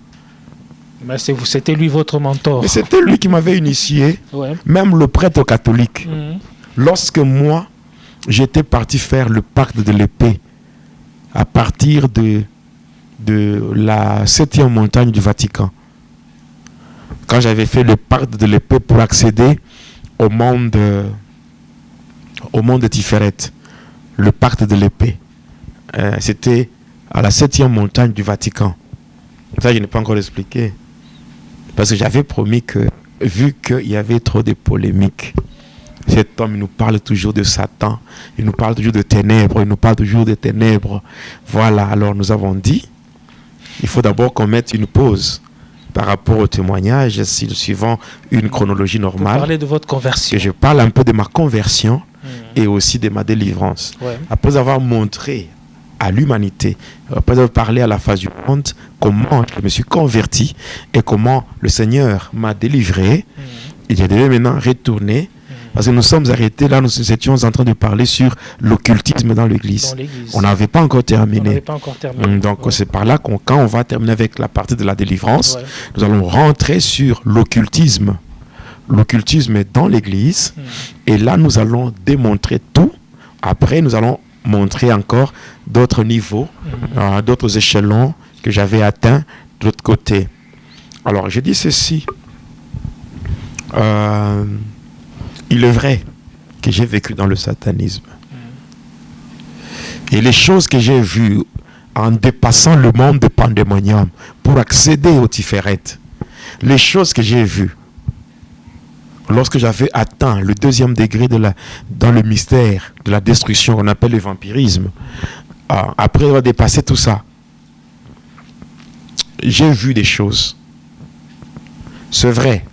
Si je parlais aujourd'hui de tout ce que j'ai fait, vous serez étonnés. C'est vrai, je vois des catcheurs, je vois des catcheurs, des ex-catcheurs, des ceci, des ceci. Je les vois témoigner. Mais jusqu'à présent, je vois des gens témoigner dans la magie indienne, témoigner de la magie indienne, témoigner des vaudous, des ceci. Mais jusqu'à présent, je n'ai pas encore vu une personne qui témoigne sur le monde de Tiferet. J'étais avec le berger Léon Kassongo, il était le représentant du 4e degré, 4e degré, mystère de l'air, avec sa femme Janine Néhémie, la représentante de Babylone la Grande sur la terre. Mais de Tiferet, où se trouvent les esprits qui sont réservés pour la grande bataille d'Armageddon. Donc je pense que le Seigneur, par sa grâce, il va encore délivrer d'autres personnes qui ont atteint des degrés élevés et qui finiront aussi par témoigner afin que toutes les œuvres de Satan soient mises à nu. Voilà pourquoi même quand le Seigneur m'a donné la mission et la vision prions pour le monde, c'est par rapport à certaines choses qui se font dans ce monde, beaucoup plus dans l'au-delà, mais qui ont une influence négative sur ce monde ici. Il y a beaucoup de gens même qui prétendent servir le Seigneur, mais qui sont au service de Satan, sans le savoir. Il y a certaines personnes qui ont déjà vu les apparitions de certains anges, croyant qu'ils ont été visités par les anges de Dieu, mais par les anges de Satan, pour leur donner des fausses doctrines. Donc, il y a beaucoup de choses qui doivent être dévoilées afin d'aider aussi d'apporter quelque chose de positif dans le corps du Christ. Donc, tout ce que je détenais comme secret de Satan. J'avais même un livre mystique que Lucifer m'avait donné lui-même. C'était écrit là-dessus. Ce livre-là, il n'avait pas pris ça de quelque part. Quand j'étais avec lui dans son salon et qu'on parlait, il m'enseignait beaucoup de choses. Souvent, c'est dans la langue qu'on appelle ourdou. Une langue là qu'on appelle ourdou. Alors, il avait fait seulement un geste comme ça. Il avait fermé sa main. Et après l'avoir ouverte comme ça, il y avait un livre qui était apparu. C'était Les plus grands secrets de Lucifer. C'est un livre-là que c'est pas tout le monde, tout celui qui a servi le diable qui peut avoir ce livre. Il faut vraiment aller très loin avec Satan. Je ne parle pas, je dis bien sans prétention, donc je dis bien sans prétention aucune, parce qu'il n'y a personne qui a goûté aux choses spirituelles, des choses de Dieu, qui peut encore aimer ou envier les choses de Satan.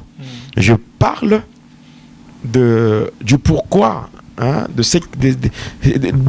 sur le pourquoi de cette résistance que le diable faisait sur ma personne pour que je ne puisse pas avoir ma délivrance. Il ne voulait pas vous laisser. Non. Non. On dirait, le diable avait fait de moi une sorte de bibliothèque. Il avait beaucoup investi en vous. Ouais. Parce que si je dois témoigner, et si je dois continuer à témoigner, il y a certaines choses que je peux témoigner, il y a des gens qui seront étonnés.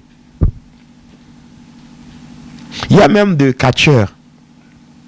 Des catcheurs qui ont fait de ceci, des rosicruciens, de ceci. Je peux dire des choses qui vont dépasser même leur entendement. Mais tout ce que qui fait ma joie, c'est le fait que Jésus m'a agréé. Amen. Ouais. Et là, vous étiez à la porte de l'église. Oui, parce que je ne pouvais pas avancer. Vous étiez retenu là-bas. Et la seule chose que j'avais dite, c'était ça. Il dit, en moi. Il dit seulement, Jésus aide-moi. Quand je disais seulement, Jésus aide-moi, je fais un pas. Jésus aide-moi, je fais un autre pas. C'est comme ça, j'aime bien Zacharie 4:6. Ce n'est ni par la force, ni par la puissance, mais par son esprit. Ouais. Le nom de Jésus est accompagné, en fait, par un pouvoir qui défie toutes les puissances maléfiques, toutes les forces de ténèbres réunies. Spirituellement, le nom de Jésus a une place vraiment de choix. Oui, le nom de Jésus, c'est le plus beau nom, et c'est le plus grand nom, et c'est le nom le plus puissant de tous les noms. Donc, lorsqu'on entre, si je peux me permettre de dire ainsi, dans le monde des esprits, oui, le nom de Jésus est au top. C'est un laisser-passer. C'est un laisser-passer. Tout esprit fléchit. Mais vous dites, mais Jésus, mais on vous laisse passer. Vous avez un passeport pour accéder à tout. Par le nom de Jésus. Par le nom puissant de Jésus. Je ne cesserai jamais de scander le nom de Jésus. Est-ce que tous les satanistes, tous les sorciers sont conscients de cela? Oui. Du moins ceux-là qui ont accédé à des niveaux élevés. Parce que le diable leur parle de Jésus. Il leur parle de Jésus. Et tout ce qu'il nous enseignait, c'était comment nous organiser pour détrôner Jésus. Détrôner Jésus, régner dans le monde, dans beaucoup de bêtises que j'appelle mensonges. On a pu évoluer comme cela. Mais j'étais entré dans la concession maintenant de l'église. Et lorsque m'avait vu les autres, le frère Paul, papa Jérémie et les autres étaient venus. Oh, Jonas, ils m'ont pris, ils sont entrés dans l'église. Alors, moi, j'étais d'un côté là-bas. Et après, il y avait les cultes, tout ça. À un moment donné, il y avait un culte. Il y avait un membre de l'église qui était décédé et on devait faire son culte. Donc, on devait faire les cultes pour aller au cimetière. Lorsqu'on devait sortir, lorsqu'on venait avec le cercueil, avec mes yeux là, parce qu'il n'était pas totalement délivré là, mes yeux, je voyais la personne qu'on voulait, pour la personne qu'on devait enterrer, et qu'on voulait, donc on devait faire une exhortation, parce que quand on veut enterrer, lorsqu'on fait l'exhortation, ce n'est pas, on ne s'adresse pas à la personne décédée. Des fois, on appelle ça culte d'action de grâce. Oui, c'est juste pour interpeller ceux qui sont vivants que celui-ci, aujourd'hui, c'est la fin, on l'amène vers sa dernière demeure, mais tout le monde passera par là. Mais il faut que, lorsque la mort va arriver, que la personne soit prête. Donc on exhorte pour que les personnes ou les ceux qui écoutent puissent vraiment arranger. Non, pas de requiem. Mais j'ai vu que la personne était au cercueil en train de pleurer. Donc ce n'est pas parce qu'on va faire une messe d'action de grâce, ou bien pas une messe, j'ai fait une erreur. C'est pas parce que chez les catholiques, on appelle ça une messe. Parce que quand on parle d'une messe, il y a le culte associé à une deuxième étape qu'on appelle la transsubstantiation.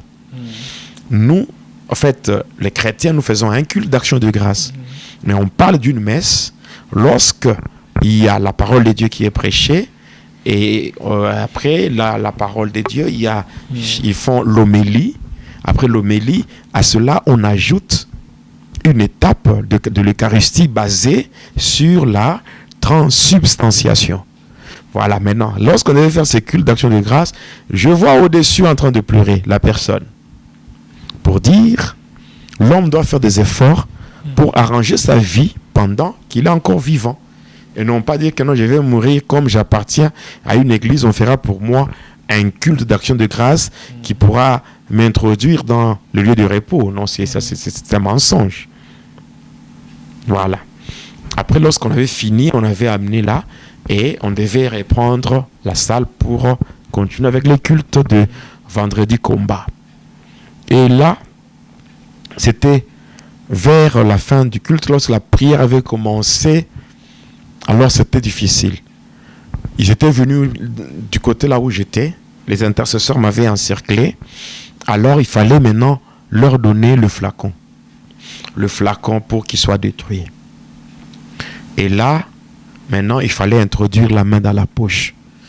Mon frère, juste introduire la main dans ma propre poche, c'était impossible. Impossible. J'ai introduit la main. La main arrive au niveau juste du pantalon comme ça. Ça ne peut pas entrer. La main commence à trembler comme si il y avait un poids là qui m'empêchait d'introduire la main dans ma propre poche. Alors j'ai commencé à lutter. J'ai lutté. Il a fallu au moins 30 minutes avec des fortes prières de ceux qui m'entouraient pour que ma main entre dans ma poche. J'ai introduit, je récupère, entre dans ma poche. J'ai introduit, je récupère la bouteille ou le flacon. Maintenant, pour le remettre comme ça. Mais c'était terrible. Il y avait des gens qui tombaient. Dans l'église, ils avaient fait seulement de brandir le flacon comme ça. Il y a des gens qui tombaient. Donc il y avait une puissance qui s'est dégagée de ce flacon-là et qui faisait tomber les gens. Donc,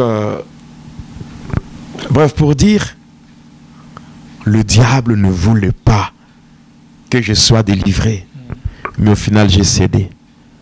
J'ai donné le flacon. Et en donnant le flacon, j'étais tombé. J'avais perdu connaissance. Et vers 18h, quand j'étais revenu à moi-même, c'est là que on me dira, il y a la veille de prière. Il y a une veille de prière, alors tu peux partir et tu reviens vers 20h à la veille de prière. Et à la veille de prière, comme dans la même concession, il y avait le temple, il y avait des salles de fête, il y avait l'école, primaire, voilà, et de l'autre côté, il y avait le camp pastoral, il y avait des maisons de pasteurs et tout. On avait dit que la veillée devait se passer pas dans le temple, mais dans une salle de classe. J'ai dit ok, et j'avais accepté. J'étais rentré chez moi. Avant d'arriver chez moi, je passe voir la mère de ma fille Laetitia. Je pars là-bas, je la trouve, je lui dis, tu vois, toi tu connais bien mon état, parce qu'elle connaissait qui j'étais. Je dis, tu connais bien mon état. J'ai décidé de mettre fin à cette vie. Par conséquent, je vais,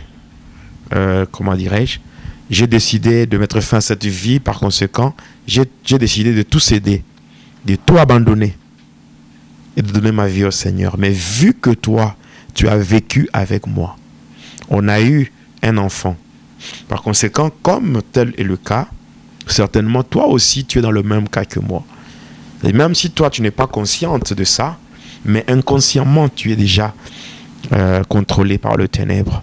Par conséquent, je ne peux pas trouver ma délivrance et te laisser toi dans le ténèbre. Alors tu te prépares, vers 20h, je passerai te prendre et ensemble nous irons à l'église.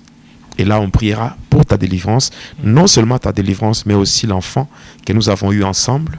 On priera aussi pour ta délivrance, comme ça, nous tous, que nous soyons libres. Et elle avait très bien reçu cette nouvelle, elle était dans la joie. Elle s'appelait Nadine, la mère de ma fille. Malheureusement, il n'est plus de ce monde. Paix à son âme. Et voilà, j'étais rentré chez moi. J'arrive seulement chez moi. Je sens une atmosphère bizarre dans ma maison. Alors j'entre. Directement, j'étais allé au lit. Je me mets au lit et je me réveille vers 20h moins. En 19h passées de plus de 40 minutes. Je me réveille, je sens une odeur, une forte odeur de parfum. Le parfum House Arabia. Et cette odeur avait envahi ma chambre. Et je vois, à côté de mon lit, la petite table là, sur laquelle était placé le flacon. Cette fois-là, il y avait une lettre. Alors, je trouve une lettre, j'ouvre, je commence à lire le contenu. On avait écrit ceci.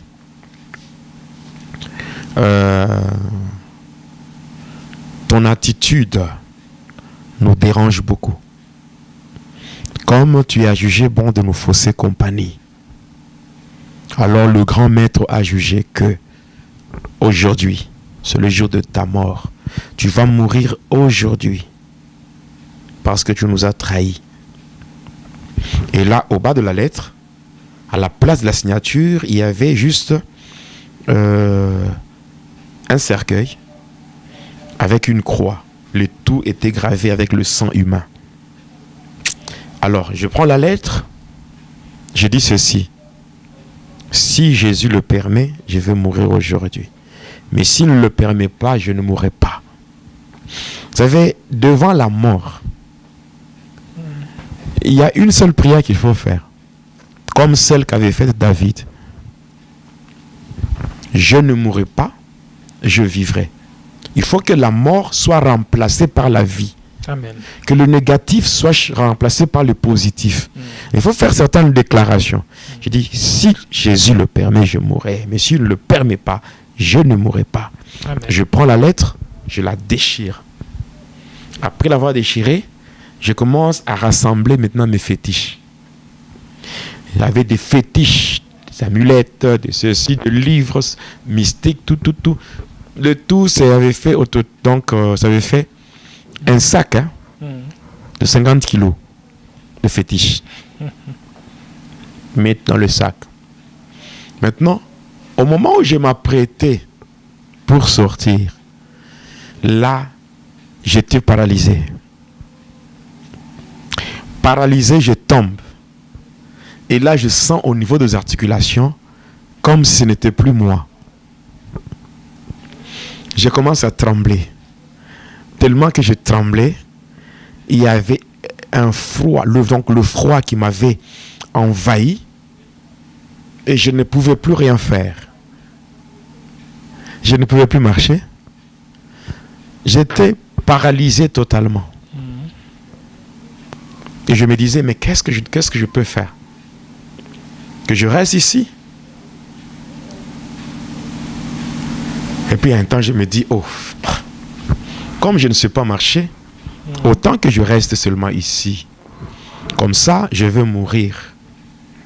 D'ailleurs, ces gens-là, ils n'ont rien fait de mal. Je peux seulement rester. Et puis d'un côté, je me dis, si je reste ici, dans cette maison, je veux mourir, les satanistes viendront. Ils viendront prendre mon corps. Ils vont l'amener quelque part. Ils vont faire des cérémonies avec. Ils vont utiliser mon sang. Ils vont utiliser mon corps, ma chair, pour faire d'autres choses. Non. S'il faut mourir, que je fasse des efforts, que je sorte de cette maison, que j'aille mourir à l'église. S'il faut mourir, que j'aille mourir à l'église. Comme ça, si je meurs là-bas, le lendemain, on prendra mon corps, on ira laisser ça dans ma famille et ainsi je pourrai être enterré. C'est comme ça avec des douleurs. Je prends le sac là de 50 kilos. Vers 20 heures passées, je commence à le traîner comme ça. Je me force jusqu'à ce que j'étais arrivé là où restait la mère de ma fille, Laetitia, et Nadine, la mère de Laetitia. J'arrive là-bas, je la trouve. Je dis, on peut aller. Elle aussi, elle avait fait signe à son cousin, Luc, qui est aussi décédé, qui était aussi l'un de mes acolytes. Et il lui avait dit que non, comme moi je lui avais dit qu'il fallait aller à l'église. Et il lui avait fait signe d'aller ensemble avec nous pour que lui aussi, comme je lui avais aussi donné des fétiches par l'initiation, il fallait que lui aussi soit délivré. Et ainsi nous étions à 3 avec Laetitia, qui était encore bébé, qui avait que 2 ans. À l'époque, 1 année et demie. Alors maintenant, qu'est-ce qui va se passer? Là, maintenant, qu'est-ce qui va se passer? On va quitter maintenant là pour aller à l'église. On partait très bien. Arrivé tout près de l'église, j'ai dit à Luc d'aller signaler à ceux-là qui étaient là pour leur dire que je suis en route. Nous étions restés avec Nadine, à 2 avec Laetitia. Quand nous sommes arrivés tout près de l'église, directement j'entends une voix qui me dit, mais non, mais tu perds ton temps. Qu'est-ce que je vais faire là-bas, ces gens-là? Ils ne vont rien faire pour toi. Toi, tu vas mourir. Et directement, j'ai dit à Nadine, oh, bon, ma soeur, tu vois, j'ai fait l'essentiel. Je t'ai montré l'église où on a prié pour moi. Tu connais cela maintenant. Tu peux aller, moi je ne pars pas. Elle me dit, non, tu vois, tu es venu me chercher chez moi. On doit aller ensemble. Tellement que ses parents à elle me faisaient tellement confiance. Alors, je lui ai dit je devais rentrer.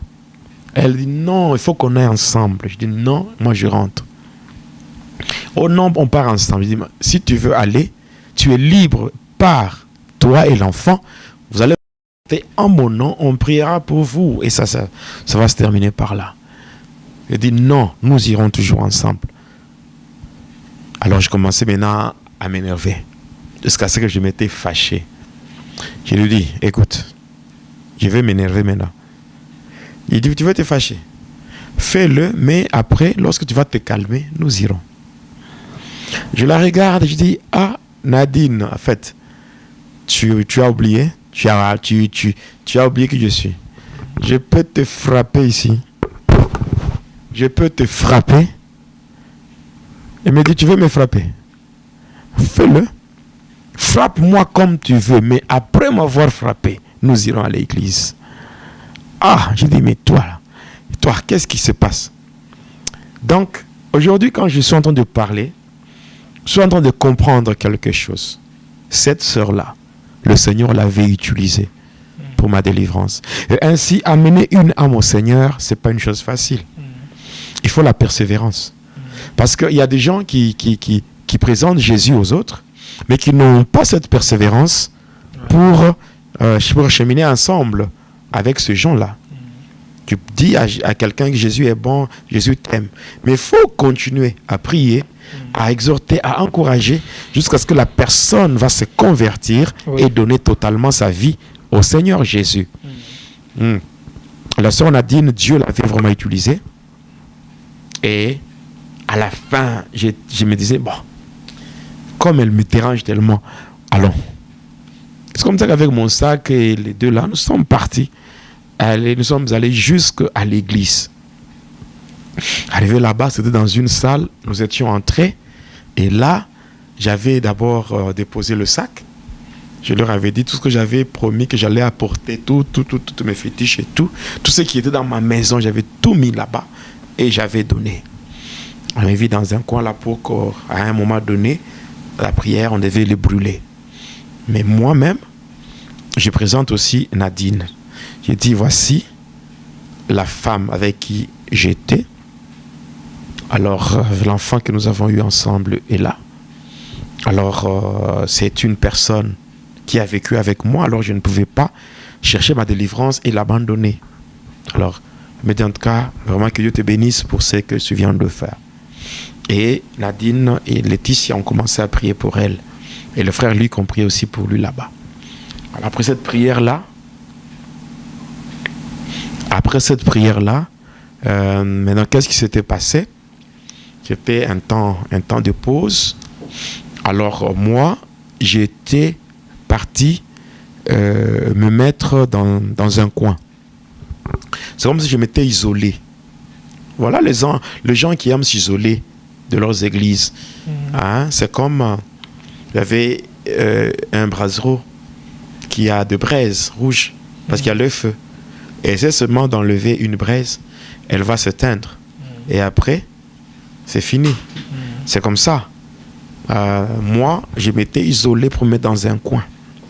Et là, il y avait des choses que je n'avais pas encore expliquées, dénoncées, mais j'avais donné tout ce qu'il y avait, j'avais comme fétiche. Mais là, dans le coin où j'étais, après un temps, je sentais comme si j'étais enrhumé. Après, je ne savais plus comment respirer. Et là, le narine était comme bouché et j'ai respiré par la bouche. Alors, je sentais des maux de tête. Alors, c'était vraiment... J'étais vraiment mal à l'aise dans le coin où j'étais. Et par après, les autres s'étaient rassemblés au milieu de la salle. Et c'est là qu'ils devaient commencer la prière. Avant la prière, il y avait deux hommes qui avaient parlé en termes d'exhortation. Le premier, c'était le docteur Jean-Baptiste Koulita, que je salue, qui est je l'avais laissé à Rosenthal, à Johannesburg, en Afrique du Sud. En 2013, j'étais avec lui là-bas. Il avait terminé son exhortation. Après, c'était le frère Paul Mutanti. Après lui, la prière avait commencé. Il y avait une forte prière. Mais moi, au lieu de me joindre à eux, mais moi, j'étais dans mon coin là. Parce que j'étais en train de méditer beaucoup sur la lettre. La lettre là qui m'avait été donnée. La lettre là que j'avais reçue dans la maison, c'était comme un ultimatum. Alors, il n'y avait pas d'autre solution à part ce qui était écrit là-bas. Mais comme j'avais confessé de ma propre bouche que je n'allais pas mourir tant que Jésus ne l'avait pas permis, c'est comme ça que j'avais déchiré la lettre. Mais étant resté là où j'étais, dans le coin, arrivé aux environs de minuit, je sentais le bruit. Donc, c'est comme c'était des bruits lointains. Je sentais des bruits de loin, comme le bruit des véhicules qui venaient. Et au fur et à mesure que j'entendais, en fait, le volume aussi ne faisait que s'augmenter.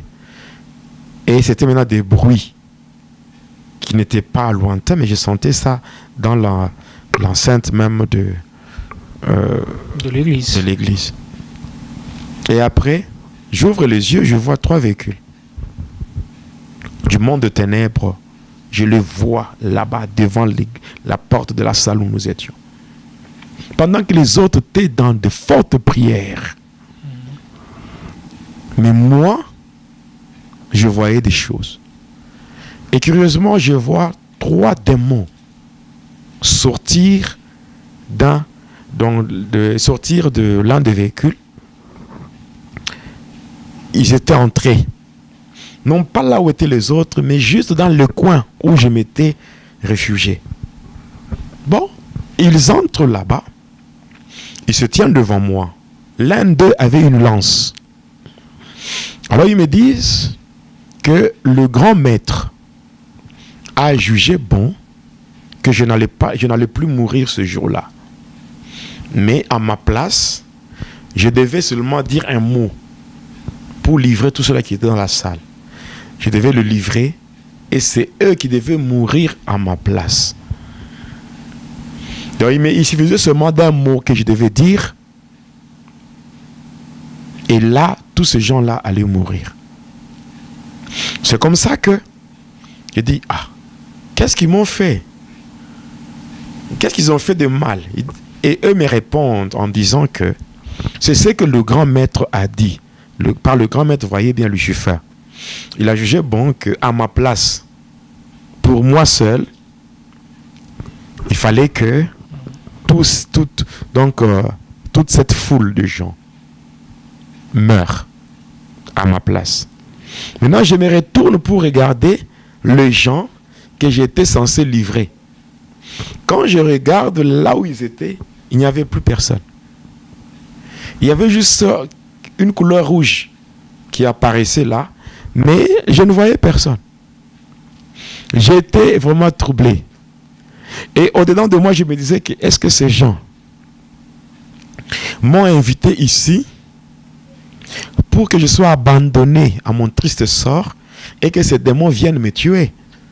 Parce que je ne les voyais plus. Je regarde là-bas, il y avait juste une couleur rouge. Et ayant la révélation maintenant de la parole de Dieu, j'ai compris que le sang de Jésus, c'est une marque de la distinction qui rend invisible.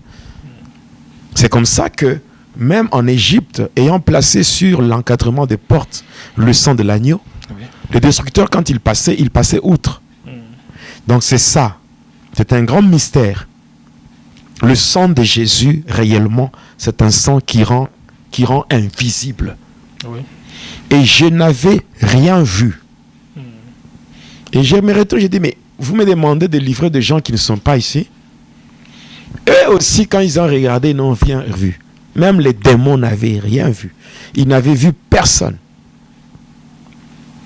Et c'est comme ça, ils m'ont dit que comme tu n'es pas capable de nous les donner, c'est toi-même que nous allons prendre. Et celui qui avait une lance m'avait blessé avec ça au niveau du cœur. Et il avait enfoncé ça dans mon corps. Et quand il avait enfoncé, après l'avoir enfoncé, il a retiré. Et il y avait du sang. Le sang que personne ne pouvait voir. Et là, j'avais poussé un grand cri de détresse. Et en poussant ce cri, c'est là que ceux qui étaient là en train de prier avaient entendu mon cri. Et en entendant mon cri, ils sont venus là et les démons avaient disparu. Ils sont venus là me prendre et là, ils m'amènent au milieu de la salle. On m'allonge par terre. Et les démons étaient partis. Quand ils étaient partis, maintenant j'étais là avec des douleurs insupportables. J'ai poussé de cris jusqu'à ce que je ne pouvais plus crier. J'étais dans l'incapacité de crier. Et là, je me disais, je vais maintenant mourir. La douleur était tellement atroce, insupportable. Et c'est là que je disais que je vais maintenant mourir. Je vais mourir. Alors, je me dis, comme il y a d'autres choses que je n'ai pas encore dévoilées, je n'ai pas encore dit, je n'ai pas encore expliqué, voici le moment. Et quand je voulais faire ça, je voulais ouvrir ma bouche. Tout était bloqué. La mâchoire était bloquée. Vous étiez hypnotisé? Non, j'étais là pas hypnotisé. La mâchoire était bloquée. Je ne pouvais même pas ouvrir la bouche. Ouais. Je ne pouvais pas ouvrir la bouche. Je faisais des efforts impossibles. Même les dents étaient coincées comme ça. Je ne pouvais pas ouvrir la bouche. Mais dans vos pensées, vous vous disiez que vous étiez en train de vous dire en vous-même qu'il fallait que vous puissiez parler. Je voulais parler pour leur dire, voici ça aussi, je n'ai pas encore dit ça, je n'ai pas encore. Voilà pourquoi lorsqu'on fait un entretien pastoral ou une cure d'âme, il ne faut jamais faire des choses superficielles. Il faut dire tout. Mais le fait d'avoir dit des choses superficiellement, voilà ce qui m'était arrivé. Et là, j'étais par terre. C'était impossible pour moi de faire quoi que ce soit. Impossible. Et là, je me disais, je voulais me rappeler de certains éléments et directement, il y avait un trou de mémoire. Et ce trou de mémoire a fait que j'avais tout oublié. Et j'étais là, je m'embrouillais. Il n'y avait plus rien à moi. Et par après, il y avait des couleurs. De différentes couleurs qui apparaissaient devant moi. Rouge, jaune, bleu, mauve couleur, donc des couleurs noires. Des couleurs qui apparaissaient. Et après, je sentais le vent. En fait, un vent violent couvrir mon corps. Après ce vent, c'était comme si j'étais dans un milieu où il y avait une température glaciale. Et je sentais le froid m'envahir, commençant par les orteils. Et ça montait petit à petit, ça montait progressivement jusqu'au niveau de la tête. Mon corps était tout froid. Et là, après un temps, j'étais en train de respirer et tout d'un coup, je sentais comme si mes poumons étaient troués. Et surtout que de l'air qui s'échappait. Et après ça, je voyais des gens autour de moi. Je voyais des gens qui priaient, qui criaient, qui suppliaient le Seigneur. Mais je ne pouvais rien faire, même pas parler. Je peux lever ma main comme ça pour essayer un peu d'attirer leur attention sur moi. Mais c'était difficile.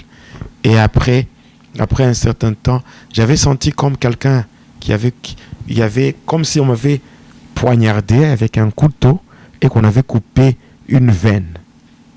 Et c'était tellement douloureux, j'avais poussé un cri.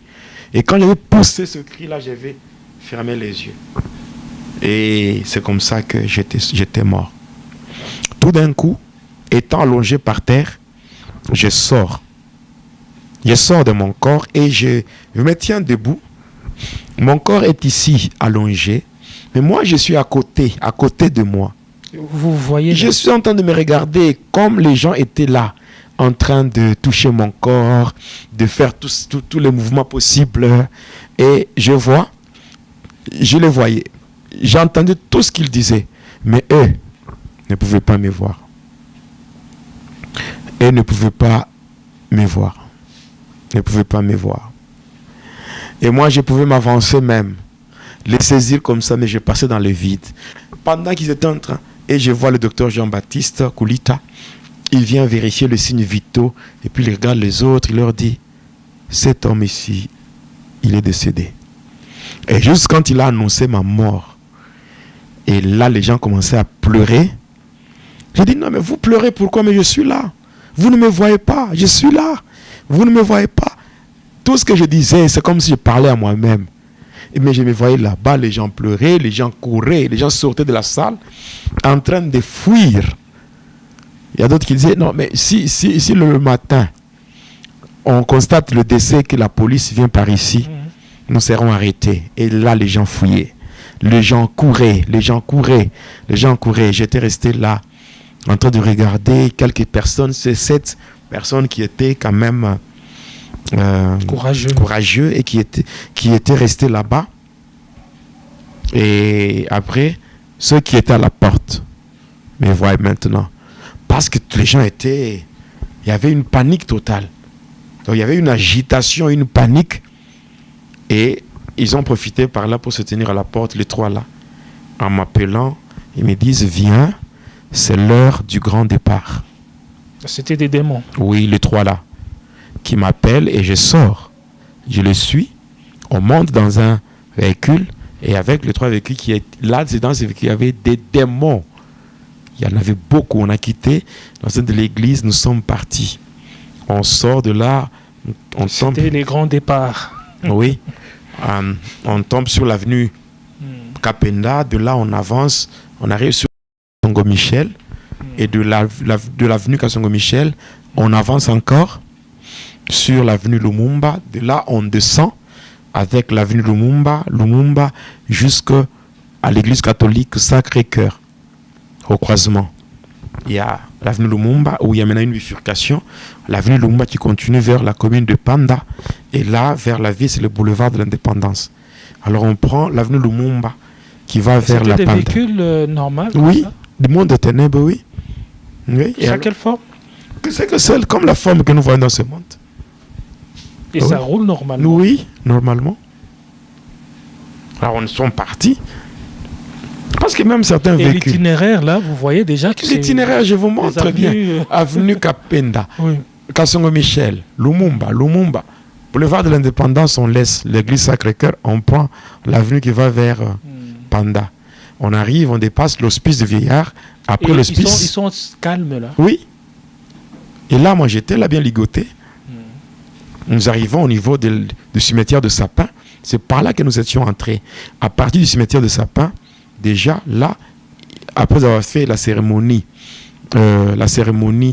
à tombeau fermé, dans la deuxième cérémonie, parce que dans le monde cimetière, il y a la cérémonie à tombeau ouvert et la cérémonie à tombeau fermé. Après avoir fait la cérémonie à tombeau fermé, c'est comme ça que nous avons pu accéder au monde des cimetières. Et arrivé dans le monde des cimetières, on avait pris une soutane de couleur noire, on m'avait fait porter. Et c'est cette soutane qui m'avait pris du monde des cimetières pour me projeter au monde astral. Alors, étant donné que vous êtes arrivé tellement que on est tellement curieux d'entendre ce qui s'est passé, il nous reste pour le numéro d'aujourd'hui 5 minutes. 5 minutes, oui. Oui, le 5 minutes qui nous reste. Comme ça, bon, je dirais que j'étais déjà là-bas, dans le monde astral, je pense au numéro 53. Je vais maintenant expliquer ce qui s'est passé lorsqu'on m'avait amené dans le monde astral. Où est-ce qu'on m'avait conduit? Et après, comment est-ce que le Seigneur Jésus-Christ m'a fait sortir de là? Donc c'est là où je m'étais retrouvé dans le monde astral. Donc là, on peut dire que astral, physiquement, là, vous étiez déjà mort. Physiquement, j'étais resté dans ce monde ici. Et les gens pleuraient. Et les gens se préparaient pour aller m'enterrer. Voilà. Donc moi, je suis le fruit de la grâce. La grâce de Dieu. Jonas, par rapport à une mission d'aller gagner les âmes, je dis Dia par rapport à l'amour de Dieu. Vous avez expérimenté la mort? Oui. J'ai déjà connu la mort. J'ai déjà vécu dans l'au-delà. J'ai déjà vécu dans le séjour des morts. Je connais ce qui se passe là-bas. Et le raisonnement était, après cette mort-là, vous étiez en train de penser normalement comme ça? Ou c'était comment? Alors, si je vous disais ça à ce moment-là, nous allons déjà entrer dans le numéro 53. Voilà. Alors, ce qui veut dire que là... Là, ça va venir. Là, je profite déjà pour dire aux gens... le numéro d'aujourd'hui. Je profite pour dire, selon Apocalypse 3:20, qui dit, voici, je me tiens à la porte et je frappe. Si quelqu'un entend ma voix et qu'il ouvre la porte, j'entrerai. Le Seigneur, à tout moment, il peut entrer dans la vie de quiconque lui ouvre sa porte. Donc ici, c'est clair. J'ai connu la mort. La mort existe. Et la Bible dit racheter le temps, car les jours sont mauvais. Alors le tout à faire pour le moment, c'est donner sa vie à Jésus pour échapper à la mort. Échapper non seulement à la mort, mais échapper aussi à l'enfer. Donc c'est vraiment très important que chacun prenne conscience de sa vie et que cela lui permette de revenir de tout son cœur à Jésus-Christ pour échapper à la mort et échapper au plan de Satan. C'est vraiment très important. Alors je termine par dire merci à tous ceux-là qui me soutiennent moralement, physiquement, spirituellement, matériellement, financièrement, tous ceux-là qui soutiennent Va et Dealer, tous ceux-là qui soutiennent le pasteur Jonas et toute l'équipe de Va et Dealer. Là, je salue tous les membres de l'église évangélique Christ Notre Salut écrit ça. Écrit ça avec ses différentes extensions. Je salue tous les membres de Prions pour le Monde, les membres du secrétariat, Papa Julien qui est maintenant en Suisse, Maman Danielle à Paris, il y a aussi le membre du conseil de sages, Je salue ma mère Marie, ma mère qui est aux États-Unis, au Texas. Il y a maman Gisèle aux États-Unis, maman Georgette en Tanzanie. Il y a maman Chiadouna en Côte d'Ivoire. Il y a maman Gégé en Belgique. Il y a maman Caroline au Maroc.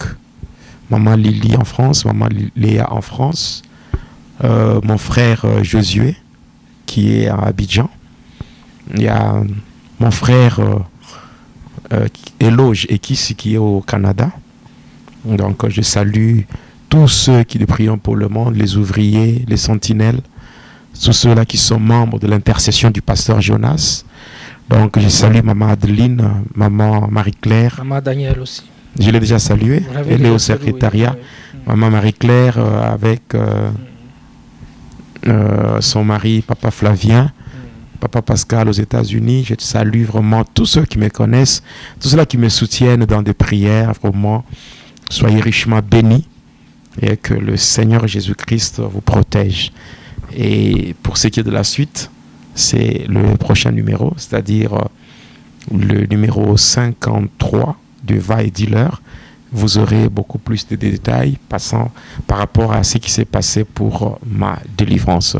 Soyez bénis et que le Seigneur vous soit favorable en tout. Au nom de Jésus-Christ. Amen. Voilà, aimables internautes, aimables téléspectateurs, vous avez compris le témoignage d'aujourd'hui, comment était la conversion et la délivrance du pasteur Jonas Lunkutumpala.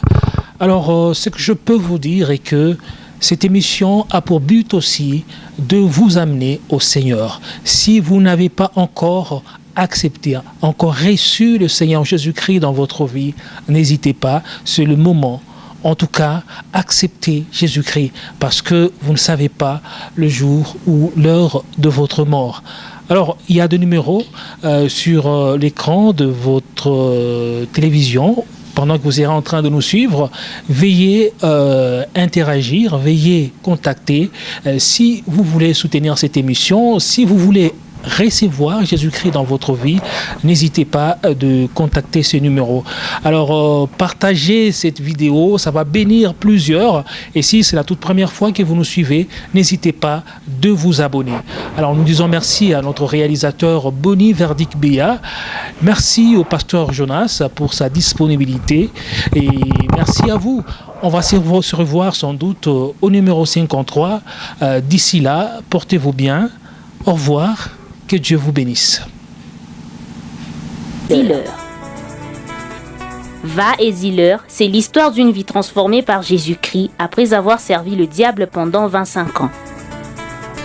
Va et Dealer, c'est l'histoire du pasteur Jonas Lunkutumpala Yedidia, aujourd'hui serviteur de Dieu, jadis sataniste.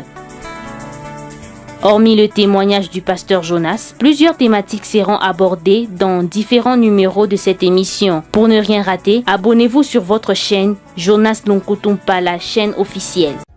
N'hésitez pas à liker la vidéo si elle vous plaît et si vous êtes nouveau sur la chaîne, n'oubliez pas de vous abonner et d'activer la notification pour ne rater aucune de nos prochaines vidéos.